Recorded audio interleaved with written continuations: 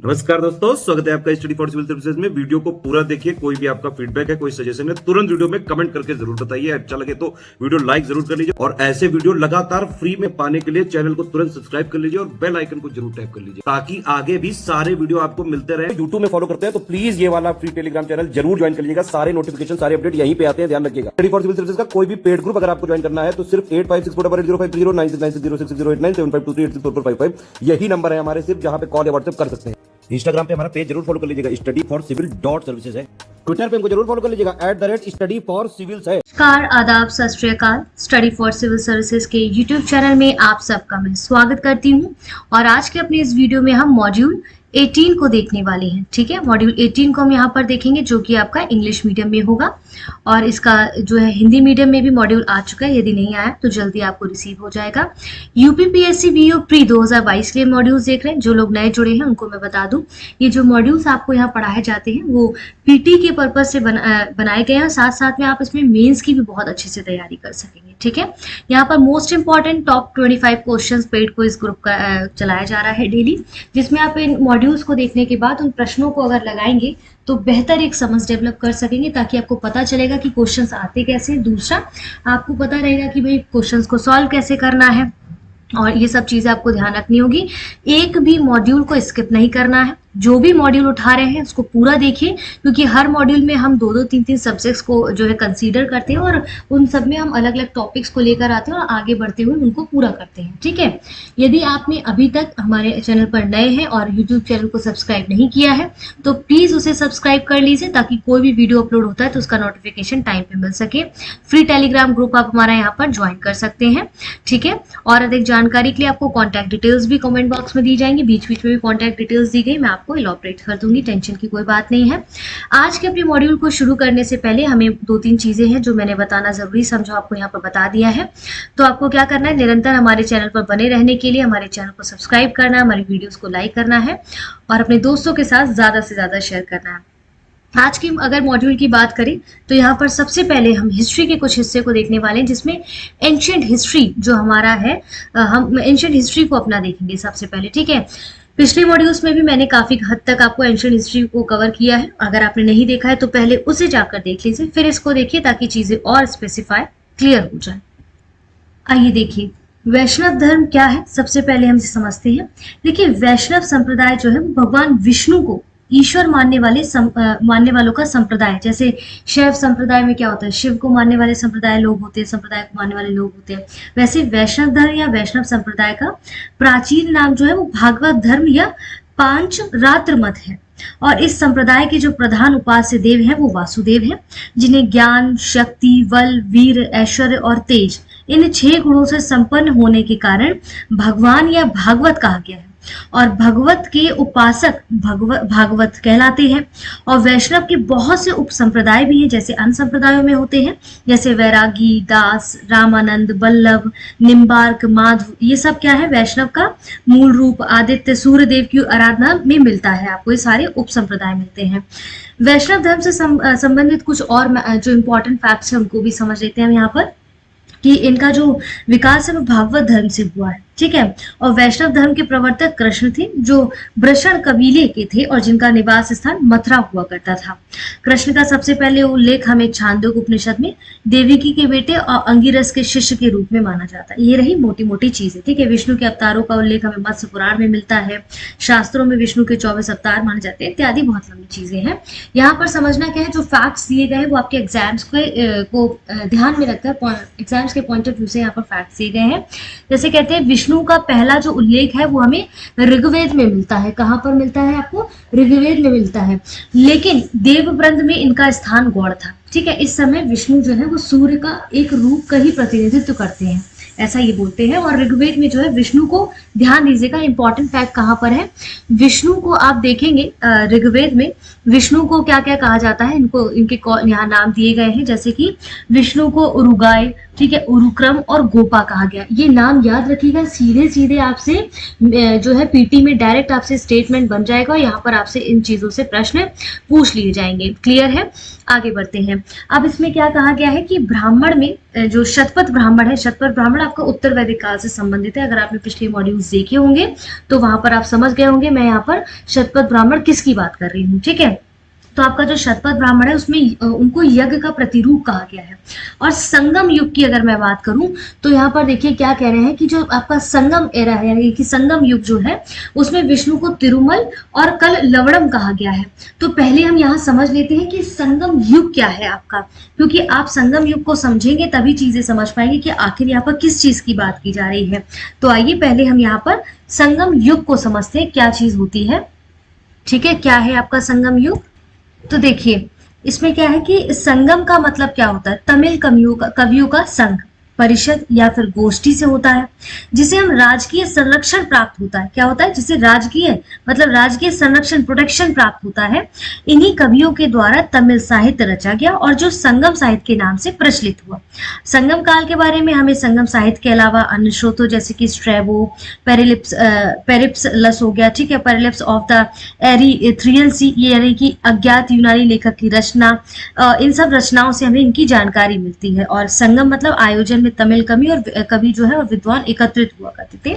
मोटा मोटा हमें इसकी झलक समझनी है यहाँ पर संगम साहित्य की बात की। जब आगे आएगा तो इसको डिटेल में पढ़ेंगे। तो क्या होता था कि जैसे ऋग्वेद में विष्णु को अलग अलग नामों से पुकारा गया, वैसे ही संगम युग में क्या हुआ, विष्णु को तिरुमल, ठीक है, किन किन नामों से, तिरुमल हो गया। इसके बाद आप देखेंगे यहाँ पर कल लवणम हो गया, ये इन नामों से इनको पुकारा जाता था। किसकी बात कर रही हूँ? संगम साहित्य की बात कर रही हूँ मैं यहाँ पर, ठीक है। इसके बाद कह रहे हैं कि ऋग्वेद में विष्णु का उल्लेख आकाश के देवता के रूप में हुआ है। वहीं उत्तर वैदिक काल में जब हमने शतपथ ब्राह्मण की बात की, उत्तर वैदिक काल में 3 प्रमुख देवता हुआ करते थे, प्रजापति, रुद्र और विष्णु, ठीक है। तो विष्णु को लोग पालक या पालनहारी या रक्षक मानते थे। ईश्वर को इसी तरह से मेंशन किया जाता था नामों से। पतंजलि ने वासुदेव को विष्णु का रूप बताया और अलग अलग नाम है। देखिए पतंजलि ने वासुदेव को विष्णु का रूप बताया। तो किसने किसको रूप बताया ये ध्यान रखिएगा, क्योंकि यहाँ पर प्रश्न आपके बन सकते हैं पीटी की अगर मैं बात करूं। विष्णु पुराण में भी वासुदेव को विष्णु का एक नाम बताया गया है। और इस प्रकार जब कृष्ण विष्णु का तदात्म में नारायण से स्थापित हुआ तब वैष्णव धर्म की संज्ञा पांचरात्र धर्म हो गया। तो जब अभी हमने समझा था कि जो वैष्णव धर्म है उसको आप देखिए किन किन नामों से पुकारा जाता था, तो उसमें हमने देखा वैष्णव धर्म या वैष्णव संप्रदाय, या प्राचीन नाम इसका भागवत धर्म या पांचरात्र मत है, ठीक है। ये सब इनके नामों से वैष्णव धर्म को जाना जाता था। अब बात आती है कि विष्णु के अवतारों की। तो विष्णु के कितने अवतार थे इसको हमें समझना होगा। देखिए विष्णु के अवतार जो है इसको लाइन टू लाइन पढ़ना है और समझना ये है, क्योंकि यहाँ से सीधे सीधे प्रश्न पूछा जाता है कि जैसे 4-5 आपको इनके अवतार दे दिए गए मान लीजिए मैच द फॉलोइंग में, और आपसे डायरेक्ट पूछ लेगा कि भाई बताइए ये जो अवतार आपको दिए गए किस इसके बारे में वर्णन किया गया सामने, तो हमें बताना पड़ेगा किसके बारे में क्या बात की जा रही है। जैसे मत्स्य अवतार है, जो मछली का अवतार हम कह सकते हैं, ये कहते हैं विष्णु का सबसे पुराना अवतार माना जाता है और ये प्रजापति का अवतार माना जाता है। किसका? प्रजापति का अवतार माना जाता है, ठीक है। कूर्म या कच्छप अवतार का हम कहेंगे। तो समुद्र मंथन के समय क्या हुआ था, विष्णु ने कूर्म यानी कि कच्छप यानी कि कछुए का जो रूप धरकर समुद्र में प्रवेश किया था, ठीक है। इसके बाद हम देखते हैं अगला दे रहे वराह अवतार। इसमें क्या हुआ था कि विष्णु के वराह अवतार की प्राचीनतम प्रतिमा हमें कुषाण युग से मिली है, जो कि मथुरा से प्राप्त हुई है। कुषाण युग की ये प्रतिमा है जो कि हमें मथुरा से प्राप्त हुई है, ध्यान रखना है इसको। इसके बाद कहते हैं कि इसमें जो है विष्णु देवी का उद्धार करने के लिए पृथ्वी देवी का उद्धार करने के लिए अवतार विष्णु ने वराह अवतार लिया था। किसका? पृथ्वी देवी का उद्धार करने के लिए, तो ध्यान रखना है। इसके बाद नरसिंह अवतार, हमने कई बार सुना है ये नाम। नरसिंह अवतार जो है इसकी प्रतिमाओं का निर्माण हमें गुप्त काल से मिला, तो ये भी याद रखिएगा किस पीरियड से किस काल से हमें किसकी मूर्ति है ये सब चीजों के बारे में पता चला है। तो गुप्त काल से हमें जो है नरसिंह अवतार के बारे में पता चलता है कि तैत्रीय में इस अवतार का विवरण मिलता है। इस अवतार की प्रतिमाएं जो है हमें इनका निर्माण गुप्त काल से मिला है। वामन, नेक्स्ट हम देखते हैं वामन अवतार जो आपका है उसमें इस रूप को धारण करने के लिए विष्णु ने 3 पगों से सारी पृथ्वी को नाप लिया था। कुछ ऐसी चीजें भी काफी व्याख्यायित है, ठीक है। परशुराम अवतार की यहाँ पर बात की गई है। अब आप चाहे तो यहाँ पर हमें कमेंट बॉक्स में बता सकते हैं कि परशुराम अवतार के बारे में यदि आप कुछ जानते हैं तो यहाँ पर हमें कमेंट बॉक्स में बताइएगा, ठीक है। इसके बाद राम अवतार, सीतापुर के मंदिर में राम मूर्ति के बगल में ध्यानी बुद्ध की मूर्ति मिलती है, ये सब चीजें ध्यान रखना। कृष्ण अवतार, इसका संबंध बांसुरी वादक तमिल देवता मेयन यानी कि सौवलिया से समझा जाता है। सीधे सीधे लाइन को पढ़ना है क्योंकि इससे डायरेक्ट प्रश्न ऐसे आते हैं। बुद्ध अवतार की बात की जाए तो विष्णु को अवतारों की श्रेणी में शामिल किया गया, बुद्ध को विष्णु के अवतारों की श्रेणी में शामिल किया गया, तो थोड़ा डिफरेंट है। यहाँ पर बुद्ध अवतार आप समझेंगे बुद्ध से संबंधित बात की जा रही है, क्योंकि मत्स्य पुराण में बुद्ध को विष्णु के अवतारों की श्रेणी में शामिल किया गया, तो इंपॉर्टेंट है क्योंकि यहाँ पर थोड़ा सा चेंजेस लिए गए हैं, थोड़ा सा फैक्ट है यहाँ पर, ठीक है। कल्कि यानी कि कली अवतार, ये हमने कई बार सुना है, कलयुग में जब कल्कि की बात करते हैं विष्णु का भावी आने वाले भविष्य का अवतार की बात की जाती है, और ऐसा माना जाता है कि सफेद घोड़े पर हाथ में खड़ग लिए पृथ्वी पर ये कल्कि अवतार बनकर विष्णु भगवान धरती पर आएंगे। ये हो गई ये बात। इसके बाद देखिए यहाँ पर क्या कह रहे हैं कि दक्षिण भारत में वैष्णव धर्म के संत अलवार कहलाए, क्या कहलाए, अलवार। जैसे हमने अन्य धर्मों के अनुयायियों को पढ़ा ना, वैसे यहाँ पर विष्णु धर्म के जो संत हुआ करते थे वो अलवार कहलाते थे। अलवार मतलब ज्ञानी व्यक्ति कहे जाते थे, एक तरीके से वो अलवार मतलब ज्ञानी व्यक्ति कहा जाता था। कौन कौन से थे, इनकी 12 संख्या बताई जाती। फॉर एग्जाम्पल जैसे देखेंगे आप, गोईगई हो गया, ठीक है, गोईगई हो गया, पूडम हो गया, पे हो गया, पेरियालावार हो गया, तिरुमलाई, मतलब पहले ये बुद्ध और जैन धर्म को अपना चुके थे। तिरुमलाई जैसे अलग अलग तरीके के व्यक्ति होते हैं ना, पहले वो किसी और धर्म को मानते थे फिर किसी और धर्म में आ गए। इसके बाद तिरुमंगई हो गए, ये पहले डाकू हुआ करते थे। तिरुपाल हो गया, फिर लौंडार हो गया, लौंडार अडीप पीढ़ी हो गया, कुलेशखर हो गया, नम्मालवार हो गया, ठीक है, मधुकवि हो गया। अंडाल या कोदई एकमात्र महिला अलवार थी आपकी। तो एकमात्र महिला अलवार कौन सी थी, जो ज्ञानी जिनको व्यक्ति माना जाता था, वो थी अंडाल या कोदई जिनको बोलते थे। तो याद रखिएगा, अगर बोला जाए, पूछा जाए, जैसे अन्य संप्रदाय और धर्मों में हम पढ़ते हैं कि इसमें महिलाएं कितनी अनुयायी थी, जैसे बौद्ध धर्म जैन धर्म में पढ़ा, वैसे ही विष्णु धर्म में जो एकमात्र महिला अलवार थी उस वक्त कौन थी, अंडाल या कोदई थी उनका नाम, ठीक है। तो ध्यान रखिएगा, मतलब ये जैसे कुछ अलग सा आपको जहां पर नजर आए ना उसको तुरंत हाईलाइट कर लीजिए, क्योंकि वहीं से प्रश्न बनता है और हम वही छोड़ देते हैं। तो कहाँ पर जो चीजें बहुत डिफरेंट दिखती है उस पर फोकस कर रहा है हमें। इसके बाद हम नीचे की ओर बढ़ते हैं। इसमें नीचे की ओर बढ़ने से पहले यहाँ पर हम थोड़ा सा देख लेते हैं। यहाँ पर आपको देखिए पेड ग्रुप से संबंधित यहाँ पर व्हाट्सएप नंबर्स वगैरह दिए गए हैं, आप इन पर संपर्क कर सकते हैं। अपने एग्जाम से संबंधित, कुछ नोट्स से संबंधित, या कोई फॉर्म भरने में समस्या आ रही है आपको एग्जाम से संबंधित, या कोई नोट्स हैं, या हमारे किसी कोर्स में एडमिशन लेना है, तो इन नंबर्स पर आप डायरेक्ट कॉन्टैक्ट कर सकते हैं, ठीक है। आगे बढ़ते हैं, यहाँ पर ये नंबर्स आपको दे दिए गए हैं। इसके बाद यहाँ पर भागवत धर्म की अगर मैं बात करूं तो भागवत धर्म जो है, भागवत धर्म को समझते हैं हम यहाँ पर। भागवत धर्म क्या है, ठीक है, किस प्रकार से ये जो है अन्य धर्मों से भिन्न है, इसको समझने के लिए हमें, जैसे विष्णु धर्म जो है वो भागवत धर्म का ही एक रूप है, और भागवत धर्म के विषय में प्रारंभिक जानकारी यानी कि प्रारंभ की जो जानकारी है वो हमें उपनिषद में मिलती है। तो भागवत धर्म का जो उद्भव है वो मौर्योत्तर काल में हुआ था। कहाँ से हुआ था, मौर्योत्तर काल से माना जाता है, ठीक है। तो इस धर्म के जो संस्थापक है किसको माना जाता है, वासुदेव कृष्ण थे। इस धर्म के संस्थापक कौन थे, वासुदेव कृष्ण थे, ठीक है। और जो वृष्णी, आप देखेंगे वृष्णी वंशीय यादव कुल के नेता हुआ करते थे, और इनका निवास स्थान क्या था, मथुरा था। और छांदोग्य उपनिषद, ये मैंने पहले भी मॉड्यूल्स में पढ़ा है, छांदोग्य उपनिषद में श्री कृष्ण का उल्लेख सबसे पहले हमें मिलता है, और उसमें कृष्ण को देवकी पुत्र और ऋषि घोर अंगिरस का शिष्य बताया गया। तो कुछ इस तरह के तथ्य हैं जिन्हें हमें याद रखना होगा। ये एक्स्ट्रा इन्फॉर्मेशन आप चाहे तो इसे नोट डाउन कर सकते हैं। वासुदेव कृष्ण का जो पहला अभिलेखीय उल्लेख है वो वेसनगर स्थित गरुड़ स्तंभ अभिलेख में पाया जाता है, ठीक है। भागवत धर्म संभवतः क्या कहते हैं, सूर्य पूजा से संबंधित है आपका, ठीक है, जिससे सूर्य पूजा से संबंधित है आपको। और भागवत धर्म का सिद्धांत हमें भगवत गीता में निहित मिलता है। इसके बाद वासुदेव कृष्ण देखेंगे आप, इसमें कई सारे तथ्य दिए गए, जैसे ये धर्म का जो प्रारंभ है वो मथुरा के आसपास के क्षेत्रों में प्रचलित हुआ, ऐसा माना जाता है, ऐसी कहावत है, ठीक है। इसके बाद हम देखते हैं कि क्या क्या चीजें इसमें और स्पेशल हैं। अब देखिए यहाँ पर जैसे कह रहे हैं कि भागवत धर्म तथा वासुदेव की जो पूजा का उल्लेख मिलता है वो हमें मैशरी देखिए पाणिनि ने किया था, ठीक है। और जैसे यूनानी जो राजदूत थे, इन सब का नाम याद रखिएगा क्योंकि यहाँ से पूछ सकते हैं प्रश्न। जो यूनानी राजदूत थे मेगस्थनीज, उनके द्वारा कहते हैं कि मेगस्थनीज के अनुसार शूरसेन यानी कि मथुरा के जो लोग थे वो हेराक्लीस के उपासक हुआ करते थे, और हेराक्लीस से इनका मतलब क्या था, वासुदेव कृष्ण से ही है। हेराक्लीस मतलब वासुदेव कृष्ण से ही उनका मतलब है यहाँ पर, ठीक है। ये चीजें हमें ध्यान रखनी होगी क्योंकि यहाँ से डायरेक्ट ऐसी चीजों से प्रश्न पूछ लिए जाते हैं, इसका क्या मतलब है। तो मथुरा से इस धर्म का प्रचार हमें धीरे धीरे भारत के अन्य देशों में देखने को मिला। भागवत धर्म की बात कर रही हूँ, ठीक है। तो भागवत धर्म से संबंध अगर हम बात करें तो प्रथम उपलब्ध जो प्रस्तर है वो स्मारक विदिशा यानी कि वेसनगर का गरुड़ स्तंभ है। इससे पता चलता है कि तक्षशिला के यवन राजदूत हेलियोडोरस ने भागवत धर्म ग्रहण किया और इस स्तंभ की स्थापना करवाकर पूजा की थी। ये सब फैक्ट्स है, हमें ध्यान रखना होगा।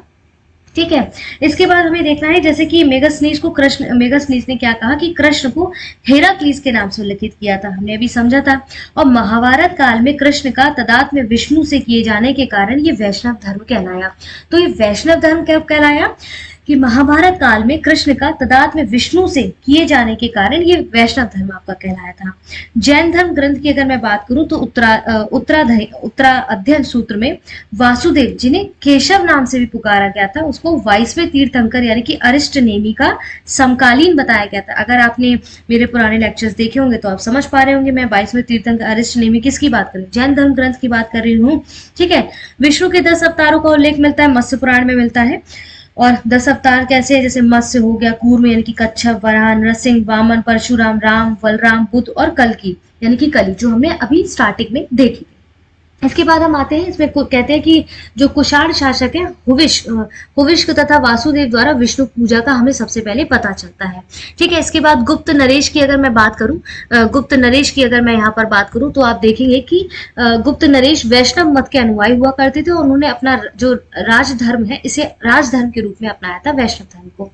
और गुप्त शासक जो थे परम भागवत की उपाधि धारण करते थे और विष्णु का जो वाहन है वो गरुड़ गुप्त शासकों का राज्य चिन्ह हुआ करता। तो ये पूछ सकते हैं आपसे कि जो आपका जो गरुड़ है वो जो वाहन होता था, विष्णु का जो वाहन होता था, जो वरुण जो उनका वाहन होता था वो गरुड़ जो इनका वाहन होता था वो एक्चुअली गुप्त शासकों का राज्य चिन्ह हुआ करता था। ठीक है। तो ये सब चीजें हमें क्या करनी है, याद करनी है, क्योंकि यहाँ पर ऐसे प्रश्न पूछ लेते हैं। मेहरौली स्तंभ में लेख में उल्लेख मिलता है कि चंद्रगुप्त द्वितीय ने विष्णुपद पर्वत पर विष्णु ध्वज की स्थापना की थी। ठीक है। इसी तरह से अमर सिंह ने अपने ग्रंथ अमरकोश में विष्णु के 39 नामों का उल्लेख किया है। तो अमर सिंह के आप देखेंगे कि अमर सिंह ने अपने ग्रंथ अमरकोश में अपने ग्रंथ में 39 विष्णु के नामों का उल्लेख किया है। तो याद रखिएगा किसमें, अमरकोश किसका है, अमर सिंह का है, जिसमें उन्होंने 39 विष्णु के नामों का उल्लेख किया है। ठीक है। गुप्तों के समान ही उनका भी राज चिन्ह गरुड़ हुआ करता था और इस मंदिर में 10 अवतार मूर्तियों के अंकित थे। और जो आप देखेंगे दशावतार जो रचित है उसमें विष्णु के 10 अवतारों का वर्णन है जो हम ऑलरेडी ऊपर देख चुके हैं। और अलवार संतो जिनको हम, इसका मतलब क्या हुआ करता है, अलवार संत मतलब नॉलेजेबल पर्सन, यानी कि नॉलेजेबल पर्सन मतलब ज्ञानी व्यक्ति की बात करते हैं। ठीक है। ये सब चीजें हैं। इसके बाद हम यहाँ पर देखते हैं नेक्स्ट क्या कह रहे हैं।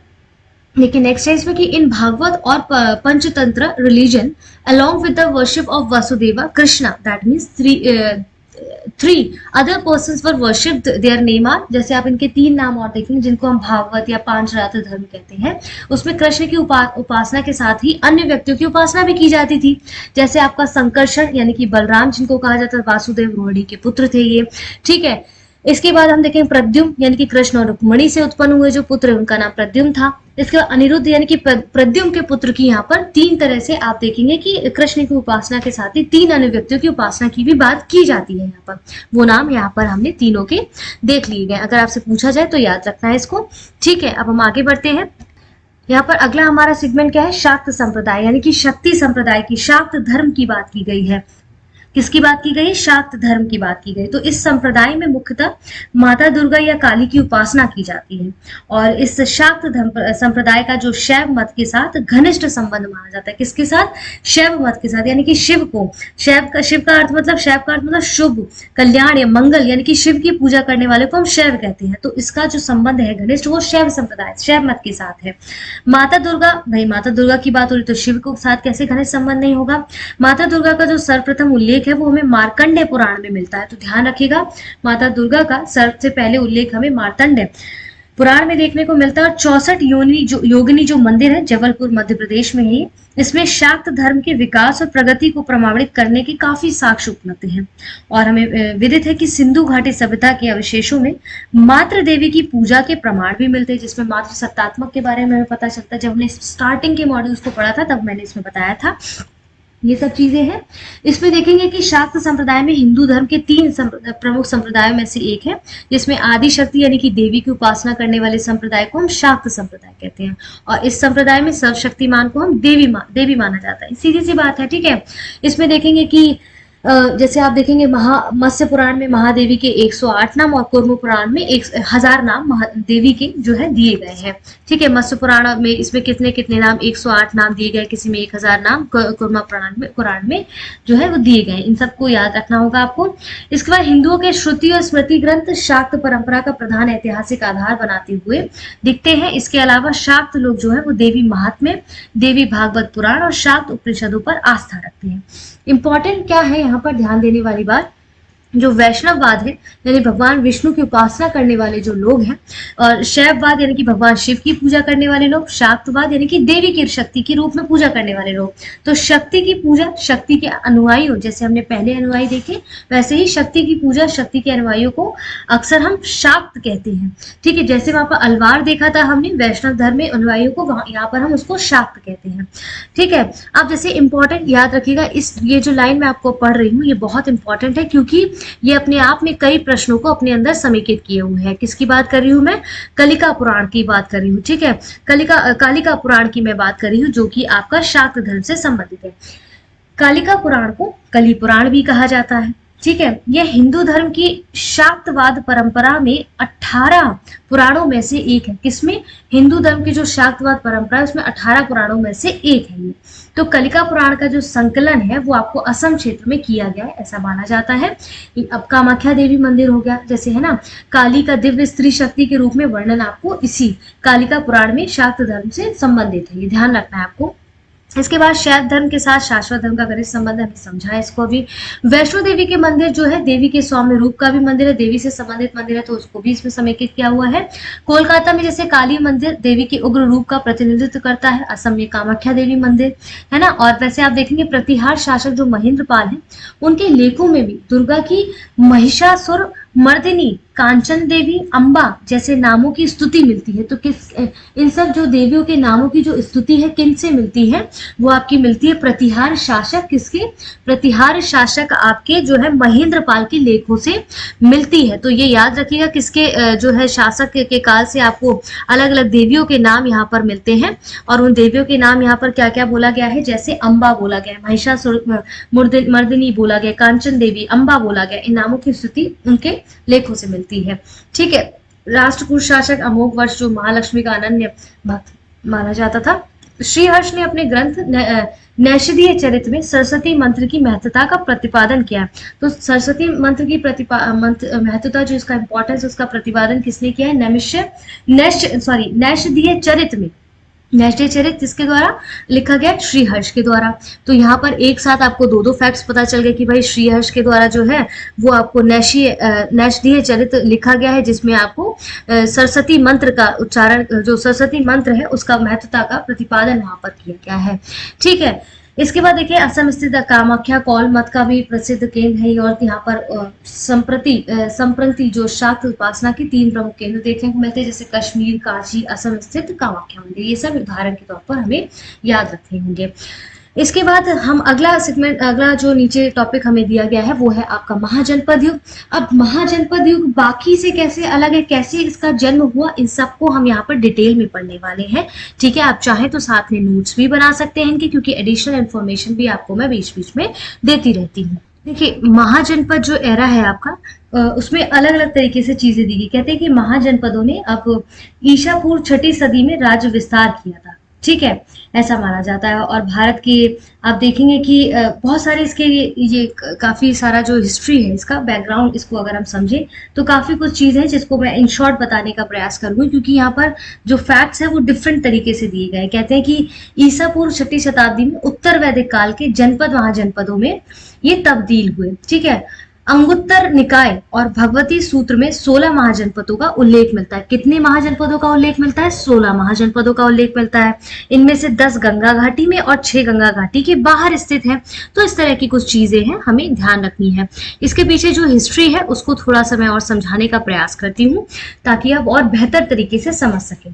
तो चलिए यहाँ पर हम समझ लेते हैं कि महाजनपद युग का जो उदय है वो कैसे हुआ था। देखिए, कहते हैं कि आप देखेंगे कि महाजनपद में आर्य जातियों के परस्पर विलीनीकरण से जनपदों का विस्तार हुआ और महाजनपद बने। महाजनपदों ने ईसा पूर्व 6ठी सदी में राज्य का विस्तार किया और इसके साथ ही साथ कला कौशल की अभूतपूर्व अभिवृद्धि, धन धान की समृद्धि, ठीक है, व्यापार वाणिज्य, इन सब में काफी चरमोत्कर्ष उन्होंने उनके सामने आया। इसके बाद हम देखते हैं कि भारत के राजनीतिक इतिहास का प्रारंभ जो है वो 6ठी शताब्दी ईसा पूर्व से माना जाता है और 6ठी शताब्दी के आसपास पूर्वी उत्तर प्रदेश और पश्चिमी बिहार में लोहे के व्यापक रूप से प्रयोग होने लगा था, जिसके कारण अतिरिक्त उपज यानी कि सरप्लस प्रोडक्शन जो है उसमें अतिरिक्त उपज होने लगा और आर्थिक परिवर्तन भी हुए इस कारण से यहाँ, जिसके कारण व्यापार और वाणिज्य को काफी ज्यादा बल मिला, उसमें इजाफा हुआ। तो लोहे के हथियारों के प्रयोग से क्षत्रिय वर्ग की शक्ति में बहुत वृद्धि हुई और इन परिवर्तनों की वजह से ही ऋग्वैदिक कबीलाई जो जनजीवन में दरार पड़ने लगी। भाई इतना समृद्ध हो गए, व्यापार और वाणिज्य होने लगा, अब भाई वहां पर कंपटीशन होना शुरू हो गया, तो जिसके कारण क्षेत्रीय भावना के जागृत होने की वजह से नगरों का निर्माण होना शुरू हो गया। इसके परिणाम स्वरूप क्या हुआ कि उत्तर वैदिक काल के जनपद अब महाजनपदों में परिवर्तित हो गए। तो कुछ इस तरह का इतिहास इसके पीछे का रहा है। ठीक है, अब यहाँ पर कह रहे हैं जैसे कि अगुंतर निकाय और भगवती सूत्र में 16 महाजनपदों का हमें उल्लेख मिलता है, अभी हमने समझा यहाँ पर इसको। ठीक है, तो ये आप बता सकते हैं जो भगवती सूत्र है वो किस धर्म से संबंधित है। आप यहाँ पर कमेंट बॉक्स में बताइएगा कि जो आपका ये भगवती सूत्र है वो किससे संबंधित है। ठीक है, यहाँ पर भगवती सूत्र आपका किससे संबंधित है। इसके बाद देखिए अब यहाँ पर हमें क्या समझना है, कह रहे हैं कि जैसे महाजनपदों की जो कुल संख्या वो 16 थी, जिसका उल्लेख हमें किसमें मिलता है, बौद्ध ग्रंथ के अगुंतर निकाय और महावस्तु और जैन ग्रंथ भगवती सूत्र में मिलता है। इसमें मगध, कौशल, वत्स और अवंती सर्वाधिक शक्तिशाली हुआ करते थे। ठीक है, ये सब क्या है, आपके महाजनपद है, जिसको अभी हम आगे पढ़ेंगे, टेंशन नहीं लेना, उनकी राजधानी उनके बारे में डिटेल में पढ़ेंगे। तो 16 महाजनपदों में जो अश्मक है वो एक ही ऐसा जनपद था जो दक्षिण भारत में गोदावरी के नदी के किनारे स्थित था। कौन सा, अश्मक महाजनपद। और इस 16 महाजनपदों में बज्जी हो गया, मल्ल में गणतंत्रात्मक व्यवस्था थी। तो ठीक है, राजतंत्र और गणतंत्रात्मक व्यवस्था को भी यहाँ पर विभक्त किया गया इस तरह से, जबकि शेष जो आपके थे उसमें राजतंत्रात्मक व्यवस्था थी। महापरिनिर्वाण जो सूत्र है उसमें 6 महानगरों की सूची मिलती है, जैसे चंपा, राजगृह, श्रावस्ती, काशी, कौशाम्बी, साकेत। और इस काल में मगध ने अन्य महाजनपदों को जीतकर मगध साम्राज्य का निर्माण किया था। ये सब चीजें यहाँ पर आपको मेंशन कर दी गई है जो मैं आपको बताने का प्रयास कर रही हूँ। ठीक है, ये सब चीजें आपको बताई गई है। आप देखेंगे कि 16 महाजनपदों में 14 राजतंत्र और 2 गणतंत्र हैं। बज्जी, संग, मल्ल थे और राजतंत्र में 4 सर्वाधिक शक्तिशाली थे, मगध, कौशल, वत्स, अवंती महाजनपद, हमने समझा। ठीक है, अब जैसे 16 यहाँ पर क्या मेंशन किया, 16 महाजनपदों में 8 महाजनपद जो आपके वर्तमान में यूपी में स्थित है। जैसे ये महाजनपद कहाँ कहाँ, काशी, कौशल, वत्स, मल्ल, कुरु, पंचाल, शूरसेन, चेदी, इन सब में, जिससे हम अभी विवरण में नीचे काफी विस्तार से पढ़ने वाले हैं। ठीक है, अब इसके बाद यहाँ पर आप देखते हैं जैसे कि उत्तर बिहार के वर्तमान जो भागलपुर है और मुंगेर के जिले अंग महाजनपद के अंतर्गत आते हैं। जिले अंग महाजनपद के अंतर्गत आते हैं, तो अंग क्या है, आपका महाजनपद है। ठीक है, जिसकी राजधानी चंपा थी, इसको हम डिटेल में अभी नीचे पढ़ेंगे। इसके बाद महापरिनिर्वाण सूत्र में 6 महानगरों का नाम प्राप्त है, जिसको मैं अभी बता चुकी हूँ आपको डिटेल में। इसके बाद हम अगर नीचे आते हैं तो देखते हैं कि दीर्घ निकाय के अनुसार क्या है कि चंपानगर निर्माण की जो योजना है वो वास्तुकार महागोविंद ने की थी। तो महागोविंद ने किसकी जो है रचना योजना बनाई थी, देखिए चंपानगर निर्माण की जो योजना है वो वास्तुकार महागोविंद ने की थी। तो ये सब चीजें हमें इसलिए याद रखनी है क्योंकि भाई सीधे सीधे ऐसी चीजों से हमसे प्रश्न पूछ लिया जाता है। ठीक है, तो ये सब हमें चीजें याद रखनी होंगी क्योंकि ये पीटी के प्रश्न आपके डायरेक्ट यहाँ से पूछे जाते हैं। इसके बाद हम बात करें अगर वैशाली जो है बुद्धकाल का सबसे बड़ा और शक्तिशाली गणराज्य माना जाता है। हमने जब लास्ट टाइम पढ़ा था तो वैशाली के बारे में यहाँ पर डिटेल में जाना था। ठीक है, और पुराणों के अनुसार जो मगध पर शासन करने वाला जो पहला राजवंश है वो बृहद्रथ वंश था और इस वंश के पहले राजा क्या थे, बृहद्रथ का पुत्र जरासंध था। ये सब फैक्ट्स हैं और जिसमें इसकी राजधानी राजगृह को बनाया गया था। ठीक है, इसके बौद्ध ग्रंथ के अनुसार मगध का पहला प्रतापी शासक क्या था, बिंबिसार था। हमने बौद्ध ग्रंथ में इसको पढ़ा है। बौद्ध ग्रंथ का के अनुसार मगध का जो प्रतापी जो आप देखेंगे प्रथम प्रतापी शासक था वो बिंबिसार था। ठीक है, कौन था, बिंबिसार था, ये फैक्ट है। इसके बाद ये हर्यक वंश से संबंधित था। किस वंश से संबंधित था, ये हर्यक वंश से, हर्यक डायनेस्टी से संबंधित था। और बाणभट्ट के हर्षचरित में मौर्यकालीन शासक बृहद्रथ का उल्लेख किया गया है। ये सब चीजें हो गई हैं। इसके बाद इंपॉर्टेंट क्या है इसको देख लेते हैं हम यहाँ पर। जैसे भारत के प्राचीनतम सिक्कों को हम आहत सिक्के या पंचमार्क सिक्के कहते हैं। क्या कहते हैं? आहत कॉइन्स कहते हैं या फिर उनको पंचमार्क कॉइन्स कहते हैं। ठीक है, तो ये चांदी के बने हुए होते थे और ये सिक्के जो है 6ठी शताब्दी ईसा पूर्व में मौर्य काल के मध्य प्राप्त हुआ करते थे। कब? मौर्य पीरियड में ये प्राप्त होते थे। ठीक है, तो यहाँ पर ये सब चीजें हमें ध्यान देंगे कि these coins are found between 6th century BC and Maurya period में। तो यहाँ पर जैसे 6ठी ईसा शताब्दी ईसा पूर्व मौर्य काल के मध्य ये सब चीजें हमें प्राप्त हुई हैं। ठीक है, इसके बाद हम देखेंगे कि यहाँ पर जैसे काफी चीजें यहाँ पर समझने वाली है कि कौन कौन से इसमें आप देखेंगे वैशाली का जैसे लिच्छवी गणराज्य विश्व का पहला गणतंत्र माना जाता है जो कि वज्जी संघ की राजधानी था और इसका 500 ईसा पूर्व में इसका गठन हुआ और 4 शक्तिशाली महाजनपद जैसे मगध, कौशल, बस और अवंती। ठीक है, नालंदा विश्वविद्यालय की अगर मैं यहाँ बात करूँ तो ध्यान रखिएगा, नालंदा विश्वविद्यालय विश्व के प्राचीनतम विश्वविद्यालयों में से एक है और इसकी स्थापना जो है गुप्त वंश के शासक कुमार गुप्त प्रथम ने की थी। ठीक है, और विश्व का सबसे प्राचीन वैभवशाली महानगर क्या है? पाटलिपुत्र है। तो ये सब फैक्ट्स आपको याद रखने होंगे क्योंकि यहाँ से पीटी में बहुत प्रश्न पूछे जाते हैं। तो आप अगर अच्छे से पढ़ेंगे तभी इनको याद कर पाएंगे, इनको समझ पाएंगे। ठीक है, अब हम महाजनपद और देखिए क्या लिखा, महाजनपद एंड देयर कैरेक्टरिस्टिक्स यहाँ पर दिए गए हैं, इसको पढ़ लेते हैं। देखिए जैसे आपका अंग जो महाजनपद है, यहाँ पर आपको महाजनपद, उनकी राजधानी, उनके क्षेत्र इत्यादि चीजें यहाँ पर मेजर सिटीज हो गए, रीजन्स हो गए, कि रूलर कौन थे, ये सब चीजें इसमें बताई गई हैं। ठीक है, जैसे राजधानी अंग की देखे तो चंपा, जिसका प्राचीन नाम मालिनी हुआ करता था। तो ये जो इनके एंशियंट नेम्स दिए गए ना, इसको आपको याद कर लेना है क्योंकि यहाँ पर प्रश्न पूछ सकते हैं कि एंशियंट नाम क्या था चंपा का, तो मालिनी था। क्षेत्र की बात करें तो आधुनिक भागलपुर और मुंगेर जो कि बिहार में है। प्रमुख नगर कौन कौन से थे? जैसे चंपा, बंदरगाह, अश्वपुर, भद्रिका, ये सब इसके प्रमुख नगर हुआ करते थे। और इसके शासक अगर रूलर की बात की जाए तो at the time of Bimbisara the ruler of this place was Brahmadatta.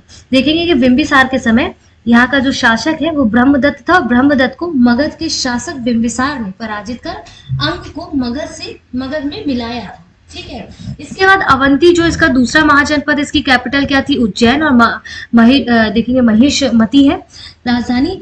और इसका जो क्षेत्र की बात की जाए तो उज्जैन जिले से लेकर नर्मदा नदी तक, यानी कि एमपी की बात कर रहा है। इसके रूलर कौन थे उस समय पर महाजनपद के?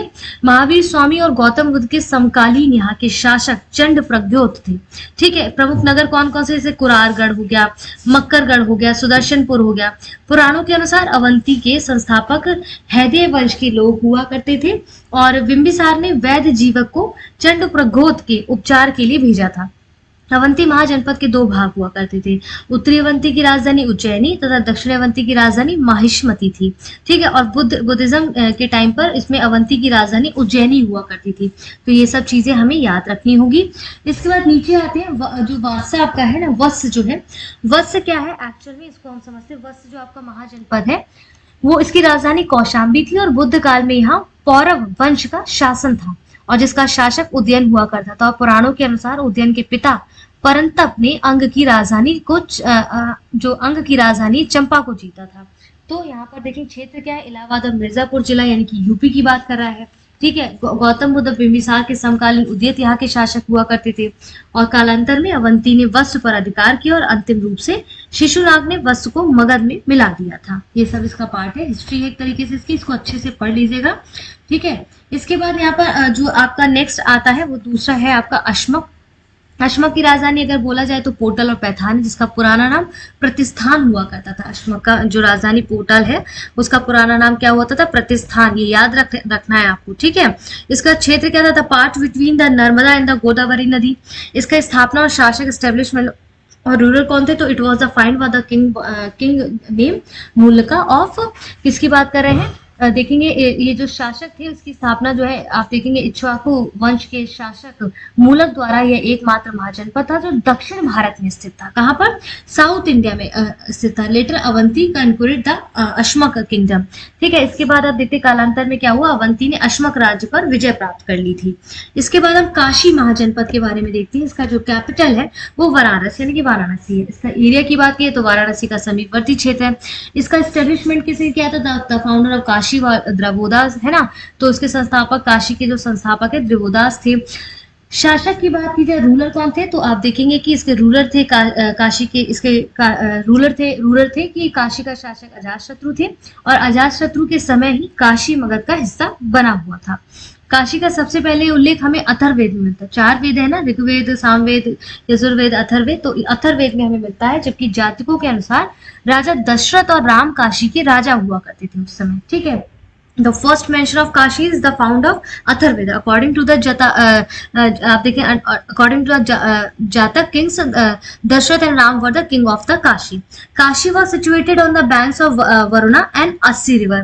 तो जो आप देखेंगे कि अस्सी नदी और वरुणा नदी के किनारे पर बसा हुआ था आपका काशी। और काशी जो है सूती वस्त्र, या फिर हम कह सकते हैं कि जैसे ये कॉटन टेक्सटाइल के लिए, हॉर्स ट्रेडिंग के लिए बहुत फेमस हुआ करता था। काशी का सबसे पावरफुल रूलर कौन था उस टाइम?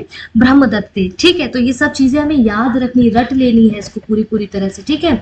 इसके बाद कौशल जो महाजनपद है आपका, उसका कैपिटल क्या? श्रावस्ती, कौसवती देखते हैं आप, कुशावती अयोध्या है। और इसके रीजन की बात की जाए तो एरिया ऑफ मॉडर्न अवध, जो आपका आधुनिक अवध है, जैसे फैजाबाद, गोंडा, बहराइच का क्षेत्र है। और इसके शासक की अगर रूलर की बात की तो रूलर है बहुत परिसंजीत जो है, प्रसेनजित जो है यहाँ के समकालीन शासक थे, बुद्ध के समकालीन थे।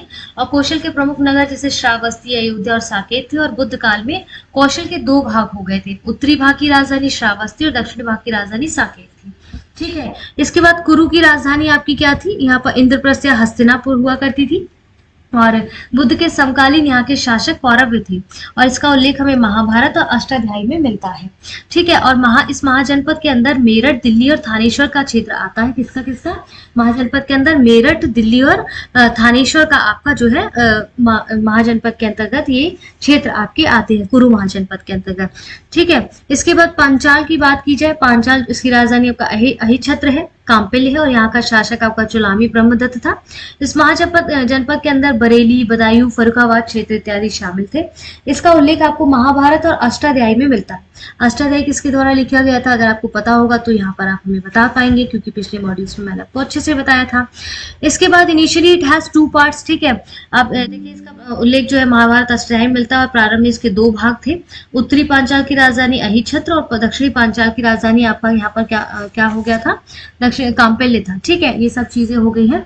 इसका सूरसेन, और जो सूरसेन या फिर सूरसेन हम जिसको कहते हैं, वो महाजनपद का कैपिटल क्या था? मथुरा था। Ruler here was Yaduvanshi lord Krishna थे।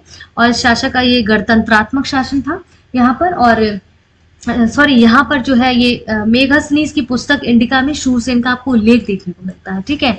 यहाँ बुद्ध का समकालीन शासक अवंतीपुत्र हुआ करते थे। और प्राचीन यूनानी लेखक इस राज्य को शूरसेनोई और इसकी राजधानी मोथेरा कहते थे, मथुरा को, ठीक है। इसके बाद यहाँ पर आगे आता है मल्ल, उसकी कैपिटल क्या है? कुशीनगर, पावापुरी है, ठीक है। यहाँ का शासक जो है ओकाक थे। और यहाँ का जो शासन था वो गणतंत्रात्मक था, यानी कि रिपब्लिकन सिस्टम था यहाँ पर, ठीक है। It was in this Mahajanapada that परिनिर्माण, अगर हम बात करें तो जो मल्ल महाजनपद स्थित था, इसके 2 भाग थे, एक की राजधानी पावा और दूसरे की कुशीनगर की कसाया हुआ करती थी। वज्जी की बात करें तो वज्जी की राजधानी आपकी क्या थी? यहाँ पर मैथिली थी, वैशाली थी। It was an union of 8 republican state, among them were Videha, ठीक है। कौन थे? विदेहा, लिच्छवी और वज्जी इसके प्रमुख जो है वो गणराज्य के संघ हुआ करते। 8 गणराज्यों का संघ था। यहाँ पर प्रमुख शासक कौन थे? चेटक थे। और 8 जो राज्य थे वो कौन कौन से थे? विदेह, वज्जी, लिच्छवी, ज्ञातक, कुंडग्राम, भोज, इक्ष्वाकु, कौरव, ये सब हुआ करते थे। ये गणतंत्रात्मक शासन प्रणाली थी आपकी, ठीक है। राजधानी वैशाली की स्थापना इक्ष्वाकु वंश विशाला ने की थी, ठीक है। ये सब इंपॉर्टेंट फैक्ट है। इसके बाद कंबोजा की अगर बात की जाए तो इसका कैपिटल क्या था? आपका हाटक था। वैदिक युग में राजपुर था। यहाँ पाकिस्तान का रावलपिंडी, पेशावर, काबुल घाटी का क्षेत्र इत्यादि इसमें शामिल होता है।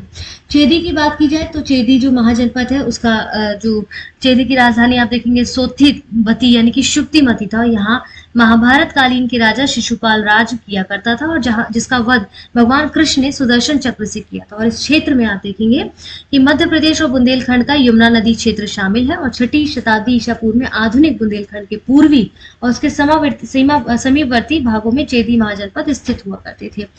इसके बाद 2-3 और महाजनपद रह गए, जैसे गांधार, इसकी राजधानी तक्षशिला है। यहाँ का जो शासक थे बिंबिसार के समकालीन पुष्कर सरीन थे। गांधार की बात कर रही हूँ। It include the area of modern पेशेवर और रावलपिंडी और गांधार के शासक द्रुही वंशी थे। ये क्षेत्र जो था ऊनी वस्त्र उत्पादन के लिए बहुत प्रसिद्ध माना जाता था, famous for woolen textile production. Matsya जो है वो राजधानी विराटनगर है और इसमें राजधानी में अलवर, इसमें राजधानी राजस्थान के अलवर, जयपुर और भरतपुर का क्षेत्र शामिल था। और मनुस्मृति में मत्स्य का कुरुक्षेत्र पांचाल शूरसेन को ब्राह्मण मुनियों का आदिवास यानी कि ब्रह्म ऋषिदेव कहा गया है। मगध की अगर मैं बात करूं, मगध जनपद की, तो आप इसका कैपिटल देखेंगे गिरिव्रज यानी राजगीर राजगृह है। यह आधुनिक बिहार के पटना और गया जिले तक व्याप्त था। ठीक है, ये सब चीजें हमने क्या देखी, जितने भी महाजनपद है उनको हमने देख लिया है, यानी कि एंशिएंट हिस्ट्री में जितना यहाँ पर दिया है मैं इसको कवर किया। आगे भी मॉड्यूल्स में आपको एंशिएंट हिस्ट्री मिलेगा, लेकिन इसको पूरा आपको तैयार करना है, स्किप नहीं करना है कोई भी चीज को। ठीक है, अगले सेगमेंट की ओर बढ़ते, जो कि आज आपका इंडियन इकोनॉमी होने वाला है। ठीक है, इंडियन इकोनॉमी है तो इस तरह से सारे सेगमेंट्स को कंप्लीट करते चलिए, साथ साथ में इसको रिवाइज करते चलिए। इंडियन इकोनॉमी में सबसे पहले हम एग्रीकल्चर रिफॉर्म यानी कि कृषि सुधार को देखेंगे। ठीक है, तो कृषि सुधार क्या है, वैसे तो मैंने इसको थोड़ा सा पिछले मॉड्यूल्स में भी पढ़ा है आपके एग्रीकल्चर रिफॉर्म को। यदि आपने नहीं देखा है तो उसको देख लीजिए, वहां पर और डिटेल में आपको ये चीज पढ़ाई गई है। चलिए देखिए, कृषि सुधार से संबंधित यानी कि एग्रीकल्चर रिफॉर्म को हम देखने वाले हैं। आइए देख लेते हैं। देखिए, the economic survey on recent agriculture reforms states that 3 new laws have been made to ensure maximum benefits to small and marginal farmers। अब देखिए, यहाँ पर सबसे पहले हमें क्या समझना है, जो छोटे और सीमांत किसान की बात की जा रही है, एक्चुअल में वो कौन होते हैं। ठीक है, तो आपके जो छोटे किसान हैं उसका मतलब क्या होता है कि देश के उन किसानों से है जिनकी कृषि जोत का जो आकार है, यानी कि कृषि योग्य भूमि 1 हेक्टेयर से 2 हेक्टेयर के बीच होती है। ठीक है, और जबकि आप सीमांत किसानों की अगर बात करें तो जो कृषि योग्य भूमि है, जिनकी कृषि जोत का आकार कृषि योग्य भूमि 1 हेक्टेयर से कम होती है, तो इनको हम सीमांत यानी कि मार्जिनल फार्मर्स कहते हैं। ये तो रही छोटे और सीमांत किसानों की यहाँ पर जो है एक्सप्लेन किया है कि क्या होते हैं। तो कृषि सुधारों में कैसे कैसे चीज़ें आपको देखने को मिलती है कि ऐसे कृषकों की संख्या जो है देश के कुल किसानों में लगभग 85% पाई जाती है और इनकी फसलों को जो है आप देखेंगे APMC आधारित बाजारों में विक्रय की जाती है। और नए कृषि कानूनों के लागू होने से किसानों को मार्केट के प्रतिबंधों से आज़ादी मिलेगी और कृषि के एरिया में एक नए युग की शुरुआत भी होगी। इससे क्या होगा कि भारत के किसानों को अधिक लाभ होगा और उनके लाइफ में जो है, उनके लाइफ स्टाइल में या उनके स्टैंडर्ड में, लिविंग ऑफ स्टैंडर्ड में थोड़ा सा इम्प्रूवमेंट भी होगा। इन कृषि सुधारों से नई नई टेक्नोलॉजीज़ का अगर इस्तेमाल होगा, किसानों की इन चीज़ों में सुधार होगा, तो उनकी लाइफस्टाइल पर भी बहुत फ़र्क पड़ेगा। ठीक है, अब देखिए यहाँ पर और 1-2 चीज़ें हमें समझनी होगी, जैसे कि हम क्या क्या इसमें और चीज़ें ऐड ऑन करके समझ सकते हैं। देख लेते हैं वो क्या क्या है। देखिए, यहाँ पर आपको कुछ कॉन्टैक्ट डिटेल्स दिए गए पेड ग्रुप से संबंधित, आप यहाँ पर जो है संपर्क कर सकते हैं।